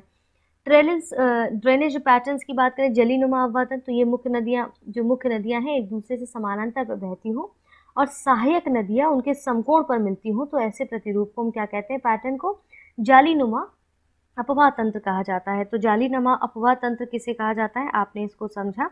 कुछ इस तरीके के पैटर्न को हम यहाँ पर देखने की कोशिश करते हैं। ठीक है, जैसे पेड़ की शाखाएं टाइप की नहीं होती है तो उसमें कई सारे बंचेस आप देखेंगे होते हैं, तो कुछ इस प्रकार से जैसे आपको यहाँ पर मैं शो कर रही हूँ या किया है मैंने अभी, तो उनको हम यहाँ पर समझ लेते हैं कि कुछ इस तरह से जो है आपकी यहाँ पर जो आपकी कह सकते हैं जो जालीनुमा अपवाह प्रतिरूप होते हैं। आयताकार अपवाह प्रतिरूप यानी कि रेक्टेंगुलर ड्रेनिंग पैटर्न कैसे होते हैं, जो सहायक नदियाँ अपनी मुख्य नदी से समकोण पर मिलती हैं, और तो इस प्रकार के बने प्रतिरूप को आयताकार अपवाह प्रतिरूप कहते हैं। उदाहरण के लिए बिंद की पहाड़ियाँ, पलामू क्षेत्र की कुछ नदियाँ इस प्रकार के अफवाह प्रतिरूप बनाती हैं। ठीक है, ये सब हो गया। इसके बाद यहाँ पर हम देखते हैं और किन चीज़ों के बारे में बोला गया, जैसे सेंट्रीपिटल प्रतिरूप क्या होता है आपका। सेंट्रीपिटल देख ले तो जब सभी दिशाओं से नदियाँ बहकर किसी झील या गर्त में विसर्जित होती हैं तो इसे अपवाह, ऐसे पैटर्न को अपवाह प्रतिरूप यानी कि अभिकेंद्रीय प्रतिरूप कहते हैं। तो सेंट्रीपिटल यानी कि क्या, इसको एक्चुअली में क्या बोला जाता है, अभिकेंद्रीय प्रतिरूप जो है इसको बोला जाता है। ठीक है, ये सब चीज़ें हो गई हैं। इसके बाद जैसे इन शब्दों के मतलब समझ जाएंगे तो वैसे ही अपने आप चीज़ें समझ आ जाएगी। तो अब देखेंगे एक नदी है, उस नदियों की द्वारा अपवाही क्षेत्र को हम अपवाह द्रोणी कहते हैं। क्या कहते हैं, अपवाह द्रोणी कहा जाता है। ठीक है, और कैचमेंट हम कह सकते हैं कि अपवाह द्रोणी है। तो अपवाह द्रोणी को एक दूसरे से अलग करने वाली सीमा को हम जल विभाजक या वाटरशेड कहते हैं। ठीक है, ये सब चीज़ें हैं। इसके बाद यहाँ पर कुछ ड्रेनेज सिस्टम दिया गया है भारत का। भारत में अपवाह तंत्र के बारे में यहाँ पर दिया गया है। तो आइए इसको समझ लेते हैं। इसे भौगोलिक आकृतियों के आधार पे ना आप देखेंगे भारत की नदियों का जो अपवाह तंत्र है मुख्य रूप से 2 भागों में विभाजित किया जाता है। जैसे हिमालय की नदियों का अपवाह तंत्र, प्रायद्वीपीय नदियों का अपवाह तंत्र। यहाँ पर कहा जा रहा है कि देखिए यहाँ पर आपको प्रभावित करने वाले कुछ कारक दिए गए हैं। जो ड्रेनेज है यानी प्रतिरूपों को प्रभावित करने वाले जो कारक है उनके बारे में पढ़ लेते हैं पहले। जैसे कि चट्टानों का स्वरूप और संरचना, स्थलाकृति, ढाल, प्रवाहित जल की मात्रा, प्रवाह की अवधि और समय, उसके बारे में। और 2 रूपों में इसको बांटा जाता है इसकी उद्गम की दृष्टि से, हिमालयी अपवाह तंत्र, प्रायद्वीपीय अपवाह तंत्र। अब इसमें यहाँ पर आप देखेंगे कि कुछ इस तरह से पैटर्न दिया गया है आपको, जिसमें कंपैरिजन किया गया है हिमालयन और पेनिसुलर रिवर के बीच में। ठीक है, पेनिसुलर रिवर यहाँ पर उसके बीच में जो है डिफरेंस दिया गया है हिमालयी नदी और प्रायद्वीपीय नदी के बीच में। चलिए यहाँ पर सबसे पहले देखते हैं कि इस प्लेस का जो उद्गम स्थल है वो, इस प्लेस का उद्गम स्थल हिमालय नदी में कैसे दिखाया गया है कि ढके हिमालय पर्वत से। ठीक है, ढके हिमालय नदियों से, ढके हिमालय पर्वत से हिमालय नदी का। और इसके बाद हम देखते हैं प्रायद्वीपीय नदी, तो प्रायद्वीपीय पठार मध्य उच्च भूमि। इसके बाद हम देखेंगे जैसे नेचर ऑफ फ्लो यानी कि प्रवाह प्रवृत्ति देखें तो 12मासी हिमनद और वर्षा से जल प्राप्ति होती रहती है हिमालय नदियों को। प्रायद्वीपीय नदी में मौसमी और मानसून वर्षा पर निर्भर करते हैं। अपवाह के प्रकार जो है पूर्ववर्ती अनुवर्ती मैदान भागों में वृक्षाकार प्रारूप में है ये। ठीक है, इसके बाद हम देखेंगे यहाँ पर टाइप और ड्रेनेज जो है आपका वो हिमालय नदी में आप देखेंगे लंबा है। ठीक है, वो ये जो आपका टाइप्स ऑफ ड्रेनेज है यानी कि प्रवाह के जो प्रकार हैं वो पूर्ववर्ती अनुवर्ती मैदानी भागों में जो है वो आपके डेंड्रेटिक पैटर्न में है, प्लेन्स में। डेंड्रेटिक पैटर्न्स मतलब हमने वृक्षाकार का जो प्रारूप देखा था ना उसके बारे में बात कर रहे हैं। जबकि आप प्रायद्वीपीय में देखेंगे सुपर इम्पोज्ड, ठीक है, अध्यारोपित है, पुनर्युवर्णित नदियां हैं, अरीय आयताकार प्रारूप में बनाती हैं। नदी की प्रकृति अगर नेचर ऑफ रिवर की बात करें, लॉन्ग कोर्स है। ठीक है, flowing through the rugged and mountains, experiencing headwater erosion of river capturing। ठीक है, तो ये सब क्या है, लंबा मार्ग है, ऊबड़ खाबड़ पर्वतों से गुजरती नदियां हैं, मैदान में जल मार्ग बदलना, विसर्प बनाना। और इसके बाद प्रायद्वीपीय नदी में देखें घाटियों के साथ साथ छोटे मार्ग यहाँ पर बनाती हैं। जल ग्रहण क्षेत्र की अगर बात की जाए तो जल ग्रहण क्षेत्र में आप देखेंगे बेसिकली कैचमेंट एरिया जो आपका होता है, हमने अभी पढ़ा था कैचमेंट एरिया को। तो आपका जो कैचमेंट एरिया होता है वेरी लार्ज बेसिन्स होते हैं, तो बहुत बड़ी द्रोणी होती है। और आप प्रायद्वीपीय नदियों में देखेंगे अपेक्षाकृत थोड़ी छोटी द्रोणी होती है। एज ऑफ रिवर्स की अगर बात की जाए तो हिमालय नदियाँ ये युवा होती है, क्रियाशील होती है, घाटियों को सहारा देती है। प्रवणित जो है आप देखते हैं कि परिच्छेदिका वाली प्रौढ़ नदियाँ जो अपने आधार तल पर पहुंची हुई होती हैं, ये सब चीज़ें यहाँ पर मेंशन की गई हैं। तो आपको यहाँ पर कंपैरिजन के साथ बताया गया हिमालयन और पेनिसुलर रिवर के बीच में। क्लियर हो गया है ये। जो हमारा अगला सेगमेंट है वो हमारा होगा गंगा नदी तंत्र यानी कि गंगा ड्रेनिंग सिस्टम के बारे में हम पढ़ेंगे। तो गंगा ड्रेनिंग सिस्टम जो है वो आइए आप इसको थोड़ा सा ज़्यादा से ज़्यादा कवर करने की कोशिश करते हैं। क्या है, कैसे ये भिन्न है। तो जो गंगा की प्रधान धारा है उसको हम भागीरथी, गंगोत्री, हिमानी से निकलती है। ठीक है, और अलकनंदा उत्तरांचल के देवप्रयाग में इससे मिलती है। हरिद्वार के निकट गंगा पर्वतीय हिस्सों को छोड़कर मैदानी भागों में प्रवेश करती है। और हिमालय से निकलने वाली बहुत सी नदियां आकर जो है वो गंगा में मिलती हैं। इनमें से कुछ प्रमुख नदियां जैसे यमुना, घाघरा, गंडक, कोसी है। और यमुना नदी का जो उद्गम है वो हिमालय के यमुनोत्री हिमानी से होता है। ये गंगा के दाहिने किनारे के समानांतर प्रवाहित होती हैं और इलाहाबाद में गंगा में मिल जाती हैं। घाघरा, गंडक, कोसी का उद्गम नेपाल हिमालय से होता है और इस कारण से हर साल उत्तरी मैदान में कुछ हिस्से में बाढ़ आती है। जिससे बड़े पैमाने पर जनधन का नुकसान भी होता है। लेकिन ये नदियाँ जो मिट्टी को उपजाऊ बनाकर कृषि योग्य भूमि भी बना देती हैं। प्रायद्वीपीय उच्च भूमि से निकलने वाली जो मुख्य सहायक नदियां हैं चंबल, बेतवा, सोन है, और ये अर्ध शुष्क इलाकों से निकलती है और इनकी लंबाई कम और इसमें जल की जो मात्रा है वो भी कम होती है। और आप देखेंगे ये सारी चीज़ें जो हैं हमें याद रखनी, क्योंकि मेंस में भी आपको इस तरह से लिख सकते हैं आप। इसके बाद आप बात करें तो आप देखेंगे कि अलकनंदा की सहायक नदियाँ जैसे पिंडार नदी हो गया बाएं तट से कर्णप्रयाग में, और मंदाकिनी नदी तट जो है दाएं तट से रुद्रप्रयाग में इसमें आकर मिलती हैं। ठीक है, गंगापुर दिशा में पश्चिम बंगाल से फरक्का यानी कि गंगा डेल्टा का सबसे उत्तरी बिंदु है ये तक बहती है, और जहाँ दो धाराओं में बढ़ जाती हैं। जैसे एक धारा हुगली के नाम से जानी जाती है, दूसरी धारा भागीरथी के रूप में प्रवाहित होती हुई बांग्लादेश में प्रवेश करती है। यहाँ ब्रह्मपुत्र नदी से मिलने के बाद ये मेघना नाम से बहती हुई बंगाल की खाड़ी में गिर जाती है। ठीक है, इसके बाद ये सब चीज़ें हमने यहाँ पर, जैसे इसमें भी वही सब चीज़ें दी गई, उसको मैं अपनी भाषा में समझाने का प्रयास कर रही हूँ। इसके बाद आप देखेंगे कि गंगा द्रोणी केवल भारत में लगभग 8.6 लाख वर्ग किलोमीटर क्षेत्र में फैली हुई है और भारत का सबसे बड़ा अपवाह तंत्र, लार्जेस्ट अपवाह तंत्र गंगा रिवर सिस्टम कहा जाता है। इसके बाद आप देखेंगे जैसे कि यमुना गंगा की सबसे पश्चिमी सबसे लंबी सहायक नदी हमने अभी समझा। चंबल जो है वो नदी मध्य प्रदेश के मालवा पठार के महू के निकट निकलती है। ठीक है, तो याद रखिएगा किसके निकट से निकलती है, और उत्तरी मुखी होकर ये महाखड्ड से बहती हुई राजस्थान में कोटा पहुंचती है। इस पर गांधी सागर बांध बनाया गया है और कोटा से ये बूंदी, सवाई माधोपुर, धौलपुर होती हुई यमुना नदी में मिल जाती है। इसके बाद यहाँ देखेंगे जैसे कोसी एक पूर्ववर्ती नदी है जिसका स्रोत जो है तिब्बत के माउंट एवरेस्ट के उत्तर में है, जहाँ से इसकी मुख्य धारा अरुण से निकलती है और अरुण नदी से मिलकर ये सप्तकोसी बनाती है। ठीक है, चंबल, सिंध, बेतवा, केन इत्यादि जो नदियां हैं यमुना के दाएं तट की प्रमुख सहायक नदियां हैं, जबकि चंबल की सहायक नदियों में बनास, काली सिंध, कुनो इत्यादि प्रमुख है और बनास की सहायक नदियों में खारी और धुंध प्रमुख है।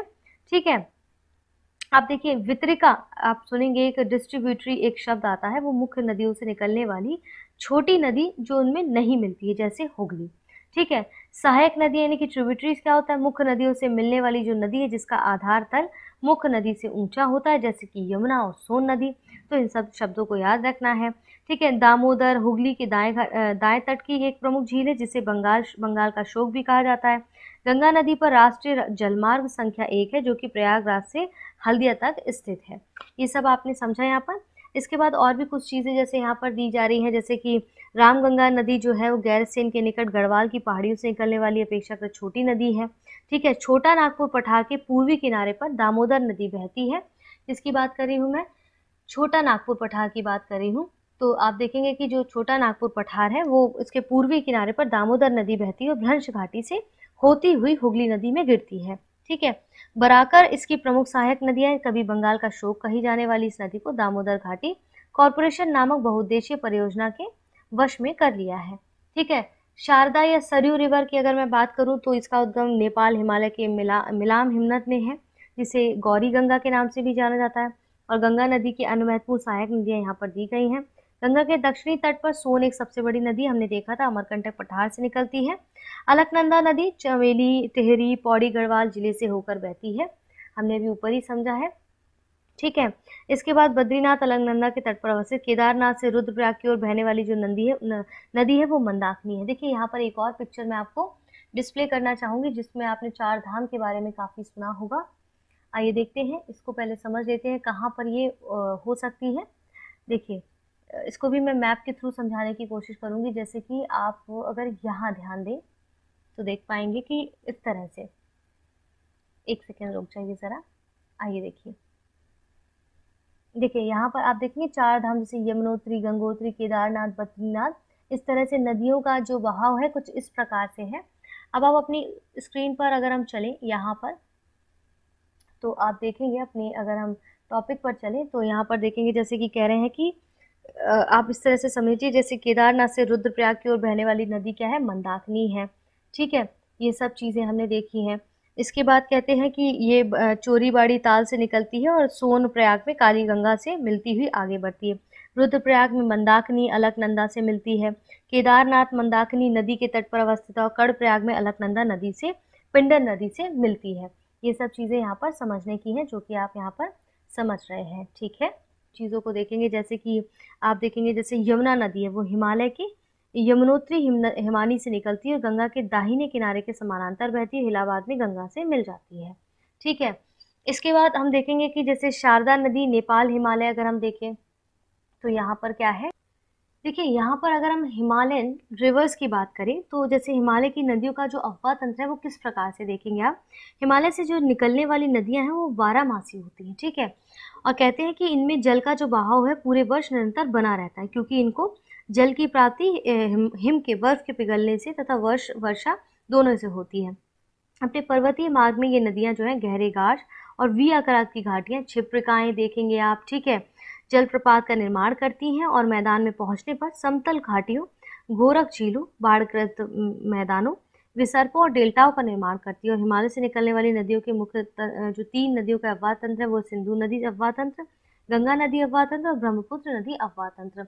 ठीक है, तो ये सब चीज़ें यहाँ पर हमें समझनी है। इसके अलावा जो यहाँ पर दी गई, तो Ganga is the longest river of India, तो गंगा क्या है, आपकी सबसे लंबी नदी मानी जाती है भारत की। ठीक है, और यहाँ पर वही सब चीज़ें जो हमने ऊपर देखा वही सब चीज़ें यहाँ पर दी गई हैं। इसके बाद आप देखेंगे यहाँ पर after entering Bangladesh the main branch of Ganga is known as Padma. Padma फिर कहा जाता है, Padma is joined by Brahmaputra river and the confluence is known as Jamuna. ठीक है, is according to the old हम द डेप्थ ऑफ गंगेटिक। ठीक है, इसके बाद आप देखेंगे जो सुंदरबन आपका डेल्टा है, वर्ल्ड का largest delta form by the river Ganga, Brahmaputra and मेघना। 2/3 of Sundarban delta is in Bangladesh while rest in India. ठीक है, ये सब चीजें हमने याद रखनी है। Devprayag is located at the Confluence of the Bhagirathi and Alaknanda river, ये हमने ऊपर अच्छे से समझा है इसको। ठीक है, इसके बाद बद्रीनाथ वॉज एस्टेब्लिश्ड, आप देखेंगे एज अ मेजर जो आपका धार्मिक साइट है, एज आदि शंकराचार्य के द्वारा एस्टेब्लिश किया गया था। ठीक है, Mandakini river originates as Chorabari Tal और its merge with the Kali Ganga at Sonprayag, और ये सब चीज़ें हैं। इसके बाद हम देखते हैं जैसे the Ganga is the most important river of India as we know that, or it rises in Gangotri glacier near Gomukh in Uttarkashi district of Uttarakhand, and however here it is known as Bhagirathi. It cuts through the central and the lesser Himalayas. Bhagirathi meets Alaknanda at Devprayag and hereafter it is known as Ganga. और famous Badrinath temple situated in the near bank of Alaknanda river, हमने ऊपर अभी देखा था। ठीक है, इसके बाद यहाँ पर ये सब चीज़ें हैं, और यहाँ पर हमने देखा था जैसे कि आप देखेंगे और क्या क्या चीज़ें हैं जो हमें यहाँ पर समझनी है। जैसे कि भागीरथी जो है वो गंगोत्री से 19 किलोमीटर दूर शिवलिंग शिखर के नीचे गंगोत्री हिमनद के गोमुख से निकलती है। ठीक है, इसके बाद गंगा नदी जो है पूर्ववर्ती आपका अफवाह का उदाहरण है। ठीक है, और गंगा जो है हरिद्वार में मैदानी भागों में प्रवेश भी करती है और झारखंड की सीमा पर स्थित राजमहल की पहाड़ियों के उत्तर की ओर प्रवाहित होती है और पश्चिम बंगाल के फरक्का नामक स्थान पर बांग्लादेश में प्रवेश करती है। तो ये सब हमने ऊपर अभी देखा है। इसके बाद आप देखेंगे ये इसे यहाँ पर इसे पद्मा नाम से भी जाना जाता है। किसकी बात कर रही हूँ मैं, यहाँ पर गंगा जो हरिद्वार के मैदानी भागों में प्रवेश करती है। इसके बाद हम बात करें तो आप देखेंगे कि जैसे अमरकंटक के पठार से निकलने वाली जो सोन गंगा के दक्षिणी तट या उसकी मुख्य सहायिका है, और पठार के किनारे पर जल प्रपातों की एक श्रृंखला बनाती हुई उत्तर दिशा की ओर बहती हुई पटना के निकट गंगा में मिल जाती है। इसके बाद हम देखते हैं और नेक्स्ट क्या है हमारा, जैसे यमुना नदी और सोन नदी की अगर मैं बात करूं, आप नीचे देखेंगे Yamuna becomes a dead river between Delhi and Agra most of the year because of domestic discharge of industrial waste of waste in Delhi, Ghaziabad, Mathura, Agra, ये सब हम बहुत बेहतर तरीके से जानते हैं। आप देखेंगे जैसे रामगंगा जो रिवर है, ठीक है, रामगंगा जो आपकी नदी है वो एक्चुअल में इसका उद्गम क्या है, उत्तराखंड राज्य के, आप देखेंगे उत्तराखंड राज्य के गढ़वाल जो पौड़ी गढ़वाल स्थित दूधा टोली श्रेणी से होता है, और यमुना नदी यमुनोत्री हिमनद के बंदरपूछ चोटी के पास उद्गम हुई है, और इसकी प्रमुख सहायक नदियां कौन कौन सी, चंबल है, बेतवा है, केन है। ठीक है, ये सब चीज़ें हैं। Bhagirathi emerge from the Gomukh glacier हमने देखा, Yamuna originate in Yamunotri glacier, Bandarpunch जो पीक है हमने उसमें देखा। कैमूर अगर हम देखें तो यहाँ पर जो है आप देखेंगे जो कैमूर जो आपका रेंजेस है फ्रॉम द वाटर शीट और divided 2 major rivers peninsular India, the Son on the south of the south and the Tons यानी कि ट्रिब्यूटरी और Yamuna on the north, the source of river Brahmaputra, आप देखेंगे जो सोर्स है ब्रह्मपुत्रा का, वो एक्चुअल में जो आप देखते हैं the source of river Brahmaputra Indus and Sutlej is near Mansarovar lake in Tibet, ठीक है। यारलुंग जो जांगवो है, आप देखेंगे यारलुंग जो जांगवो की यहाँ पर जो बात की जा रही है is known as Brahmaputra river in India, तो ब्रह्मपुत्रा रिवर के नाम से जाना जाता है। It originated at Angsi Glacier in western Tibet, southeast of Mount Kailash and Lake Mansarovar. It is known as River Jammu and in Bangladesh, Jamuna in Bangladesh, ठीक है। तो ये सब चीज़ें हैं आपकी जो हमें समझनी है, जो कि आप देखेंगे कि जैसे इसके साथ साथ एक चीज़ और समझ लीजिए, जैसे यमुना नदी और सोन नदी के मध्य जो है जो जल द्विभाजक का कार्य कैमूर श्रेणी करती है, ठीक है। हो सकता है बीच में ये पार्ट आया है, आपकी कैमूर श्रेणी करती है, और जो है सोन नदी प्रायद्वीपीय भारत में आने वाली गंगा की प्रमुख सहायक नदियों में से एक है, और कैमूर श्रेणी जो है सोन नदी के उत्तर पश्चिम सीमा का निर्धारण करती है। ये पटना के निकट गंगा से मिलती हुई जाती है। ये आपके कुछ यहाँ पर फैक्ट्स दिए गए थे जिनको सीधे सीधे हमें पढ़ना था, क्योंकि ऑलरेडी हम उनके बारे में डायरेक्टली इनडायरेक्टली ऊपर कवर कर चुके हैं, ठीक है। इसके बाद आप एक चीज़ और, जैसे कि यहाँ पर इन सब चीज़ों को समझा है ना, ये सब चीज़ें यहाँ पर इतनी इंपॉर्टेंट थी, इसके अलावा और ज़रूरत नहीं है इसको समझने की। तो यहाँ पर देखिए कुछ पिक्चर भी दिए गए हैं, आपके मेजर रिवर्स दिए गए हैं, जैसे यहाँ पर आपकी गंगा रिवर के बारे में दिया गया है, ये यमुना रिवर है आपका, ठीक है। यहाँ पर आपका ये इसके बाद देखते हैं जैसे घग्गर नदी है, या आपकी यहाँ पर देखेंगे किस तरह से कोसी नदी है। तो यहाँ पर इनको ज़रूर अच्छे से देख लीजिएगा, क्योंकि इससे भी प्रश्न पूछे गए हैं कई बार। तो इसी के साथ आपकी इस वीडियो को मैं यहाँ पर समाप्त करती हूँ। यहाँ पर कुछ कॉन्टैक्ट डिटेल्स दी गई हैं, आप उन्हें कॉन्टैक्ट करके कुछ कोर्स लेना चाहते हैं तो ले सकते हैं। अपना ध्यान रखिए, निरंतर पढ़ते रहिए, पढ़ाई में कोई कताई मत करिए, सारे मॉड्यूल्स को पूरा देखिए। जय हिंद, जय भारत।